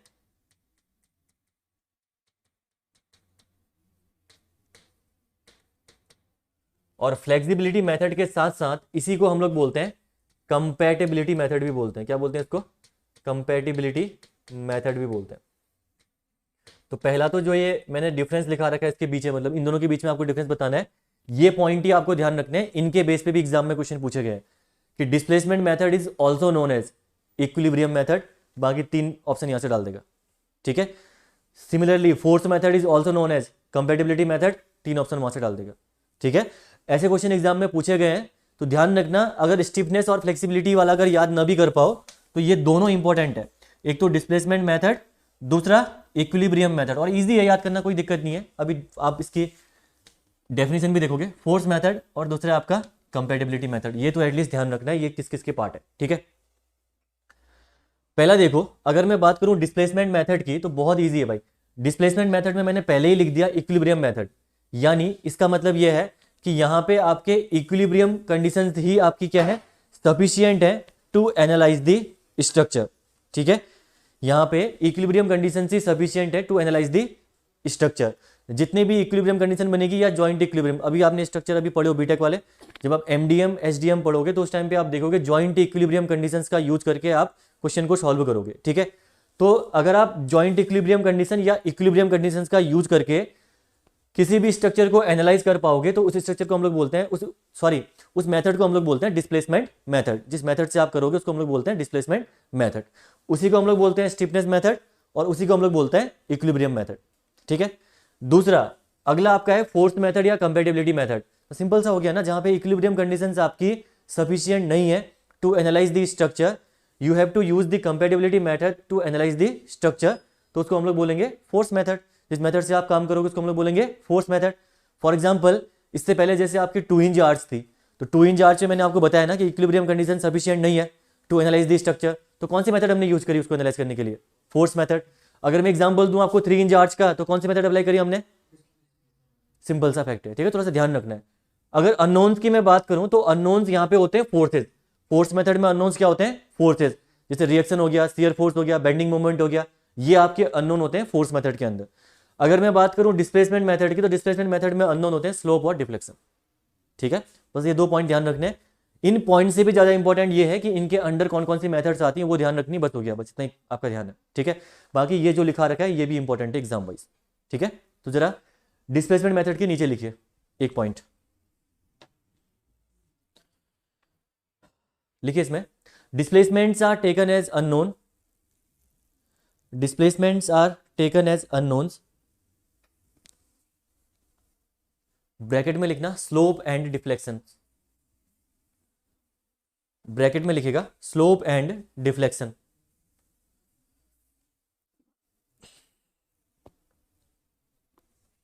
इसी के नीचे दूसरा पॉइंट लिखिए joint equilibrium conditions, joint equilibrium conditions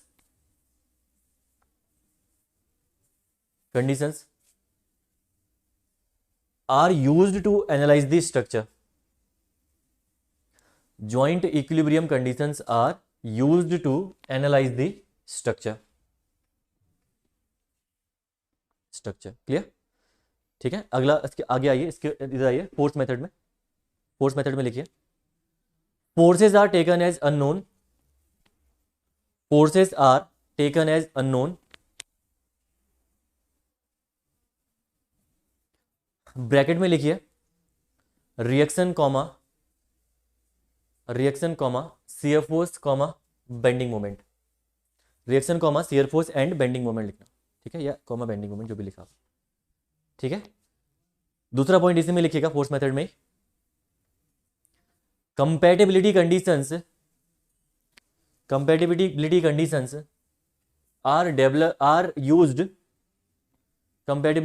are used to analyse the structure, तो कंपैटिबिलिटी कंडीशंस की अगर मैं बात करूं आपसे तो किस फॉर्म में होती है, किस फॉर्म में होती है कंपैटिबिलिटी कंडीशन किसमें, किस फॉर्म में बताया था मैंने आपको, अभी तो बोला मुंह से, किस नहीं, कंपैटिबिलिटी कंडीशंस किस फॉर्म में हम लोग राइट डाउन करते हैं, ये मैंने पहली क्लास में बताया था, स्लोप और डिफ्लेक्शन के फॉर्म में नहीं बोला मैंने आपसे, डेल्टा एंड थीटा के फॉर्म में होती है, एग्जाम में पूछा गया क्वेश्चन है। Compatibility conditions are generally expressed in the form of slope and deflection, या एक ही ऑप्शन दे देगा वो, ठीक है, ये चीज ध्यान रखना एग्जाम में। तो ये तो हो गया आपके पॉइंट्स, ठीक है। अगला मेथड से देखते हैं अब, ठीक है। देखिए डिस्प्लेसमेंट, चार मेथड्स आप लोग ध्यान रखो, मोर देन इनफ है, ठीक है। बाकी एलिमिनेट करके भी आप क्वेश्चन बना सकते हो उसके बाद। इसमें देखिए डिस्प्लेसमेंट मेथड या इक्विलिब्रियम मेथड में आपकी पहली मेथड आती है moment distribution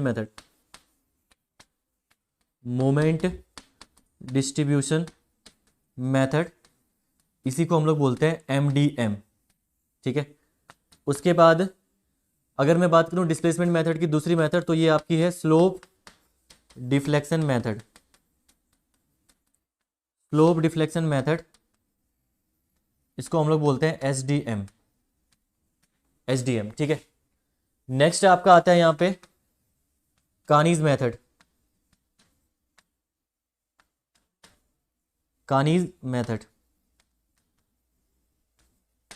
method is also an displacement method, तो ये तीन ही मेथड यहां पे ध्यान रखना, कानीज मेथड, ठीक है।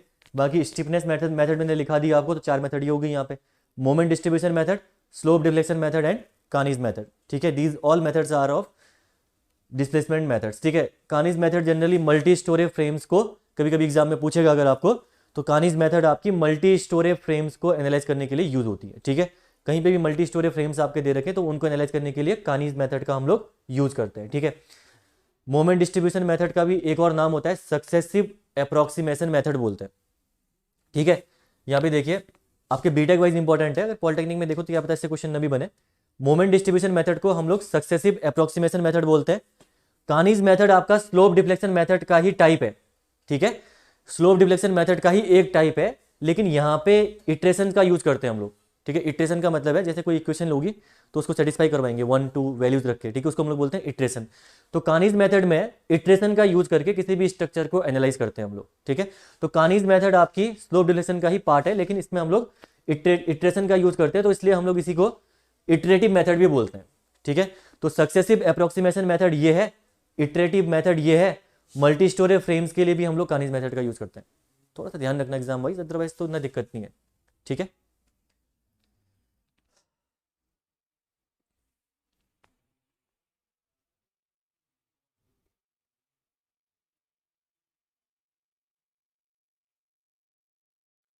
नेक्स्ट उसके बाद है फोर्स मेथड्स, ठीक है। फोर्स मेथड में देखिएगा, पहला तो आपने अब भी पढ़ ही लिया, एनालिसिस ऑफ 2 हिंज आर्चेस, ठीक है। इसमें 3 हिंज आर्च भी आ जाएगा आपका यहाँ पे, एनालिसिस ऑफ 2 हिंज्ड आर्चेस, ठीक है। दूसरा यहाँ पे एक और होता है आपका, that is theorem of 3 moment, जहां पे 3 सक्सेसिव सपोर्ट्स अगर आपको दिए हुए हैं, अगर आपको वहां पे मोमेंट या कोई रिएक्शन निकालनी है तो हम लोग हमेशा 3 मोमेंट थ्योरम का यूज करते हैं, ठीक है। तो 3 मोमेंट थ्योरम, ठीक है, 3 मोमेंट थ्योरम। इसी 3 मोमेंट थ्योरम का दूसरा नाम है जो कि आपके जेई एग्जाम पर्सपेक्टिव इंपॉर्टेंट है, इसी को हम लोग बोलते हैं क्लैपेरॉन्स मेथड भी बोलते हैं, इसको हम लोग क्या बोलते हैं, क्लैपेरॉन्स। कभी कभी अगर एग्जाम में देखो ये पूछ दिया ना कि ये मेथड किसने डेवलप करी थी, तो मोमेंट डिस्ट्रीब्यूशन मेथड डेवलप करी थी आपकी हार्डी क्रॉस ने, ठीक है। याद कर लेना आप लोग किससे, हार्डी क्रॉस ने, हार्डी संधू याद है ना आपको, तो हार्डी संधू के नाम से हार्डी क्रॉस याद कर लेना आप लोग, ठीक है। स्लोप डिफ्लेक्शन मेथड है आपका S.A. माने साहब, ठीक है, माने जाने लोग ने, देखो S.A. माने, जैसे याद करते हो आप लोग, ठीक है। स्लोप डिलेशन मेथड आपका हो गया ऐसे माने, मोमेंट डिस्ट्रीब्यूशन मेथड हो गया आपका हार्डी क्रॉस, और थ्री मोमेंट थ्योरम की अगर मैं बात करूं तो ये करी थी आपने क्लैपेरॉन थ्योरम, इसको हम लोग बोलते हैं क्लैपेरॉन्स थ्योरम भी बोलते हैं। स्पेलिंग गलत हो गई, क्लैपेरॉन्स थ्योरम, रुको नाम भी ऐसे हैं, स्पेलिंग भी नहीं लिखी जाती, ठीक है, रुको, क्लैपेरॉन्स थ्योरम। और ये चीजें अगर एग्जाम में न भी याद करो, ये एग्जाम में पूछा गया है यार बहुत बार, ध्यान रखना। थ्री मोमेंट थ्योरम का दूसरा नाम क्या है बोलता है वो आपसे, जेई एग्जाम में भी पूछा गया है, तो क्या है नाम दूसरा, क्लैपेरॉन्स थ्योरम, ठीक है। इसको हम लोग बोलते हैं क्लैपेरॉन्स थ्योरम क्योंकि क्लैपेरॉन ने इसे डेवलप किया था, ठीक है। तो दो मेथड आपकी होगी, analysis of to inch arches, three moment theorem जिसको क्लैपेरॉन्स थ्योरम भी बोलते हैं। अगर अगला मैं बोलूं तो कॉलम एनालॉजी मेथड एग्जाम में पूछा गया है अगेन, ठीक है, बहुत एग्जाम में पूछा गया है column analogy method, column analogy method. Column analogy method भी आपकी क्या है, ये है आपकी फोर्स मेथड है या फ्लेक्सिबिलिटी मेथड है, ठीक है। तीन ये हो गए, चौथा एक और लिख लो यहाँ पे, unit load method, more than enough है, यूनिट लोड मेथड। उसके अलावा अगर आपको मेथड जैसे मतलब वैसे अगर जानना है कौन कौन सी मेथड होती हैं, तो स्ट्रेन एनर्जी आपने पढ़ी होगी, unit load method, strain energy method, Castigliano method, ये तीनों मेथड आपकी क्या होती है, एक दूसरे पे डिपेंडेंट, यानी एक के बिना एक अधूरा है ये, ठीक है। तो unit load method, strain energy method, Castigliano method, ये सारी की सारी मेथड इसके अंदर आती है, ठीक है। इसके अलावा मैक्सवेल रेसिप्रोकल थ्योरम, बेटीज थ्योरम, ये भी सारी इसके अंदर आती हैं, ठीक है। अगर आपको पता हो तो बाकी इन चारों से आपका काम चल जाएगा, ये मोर देन इनफ है। इसके अलावा मोमेंट डिस्ट्रीब्यूशन मेथड, जिसको हार्डी क्रॉस ने क्या किया था, डेवलप किया था, और इसी को हम लोग सक्सेसिव अप्रोक्सीमेशन मेथड भी बोलते हैं क्योंकि यहाँ पे हमें अप्रोक्सीमेशन की रिक्वायरमेंट पड़ती है, ठीक है। दूसरा हो गया आपका स्लोप डिफ्लेक्शन मेथड, जिसको हम लोग बोलते हैं एस ए माने मेथड भी बोलते हैं, एस ए माने ने इसे डेवलप किया था। और स्लोप डिफ्लेक्शन मेथड एसडीएम, ये इतना ही था ना, इसमें कुछ बताया नहीं, कानीज मेथड में था वो, ठीक है। कानीज मेथड में आपका क्या था, सक्सेसिव, इसको हम लोग बोलते हैं इटरेटिव मेथड भी बोलते हैं इसको हम लोग, ठीक है। कानीज मेथड को मल्टी स्टोरेज फ्रेम्स के डिजाइनिंग के लिए यूज होता है ये, ठीक है, कानीज मेथड। बाकी यहाँ पे analysis of to inch arches, three moment theorem, Clapeyron theorem भी बोलते हैं, column analogy, unit load method, clear है। तो इतने मेथड्स आपको ध्यान रखने हैं, होपफुली यहाँ से क्वेश्चन मुझे लग रहा है कि बनने के चांसेस बन सकते हैं आपके एग्जाम में, ठीक है। तो ध्यान रखना कि जस्ट ये पॉइंट जो लिखा रखे इन पॉइंट्स को थोड़ा सा याद कर लेना, जितने भी मैंने बताए, खासकर अगर ये नाम ज़्यादा याद ना हो पाए तो क्लैपेरॉन से याद रख लेना, बाकी उसके अलावा मोमेंट डिस्ट्रीब्यूशन मेथड्स ध्यान रखना किसके अंदर कौन सी मेथड है, इतना एटलीस्ट ध्यान रखना, ठीक है। तो किसी को दिक्कत तो नहीं यहाँ तक, तो लिख लो इसको जरा एक बार फटाफट।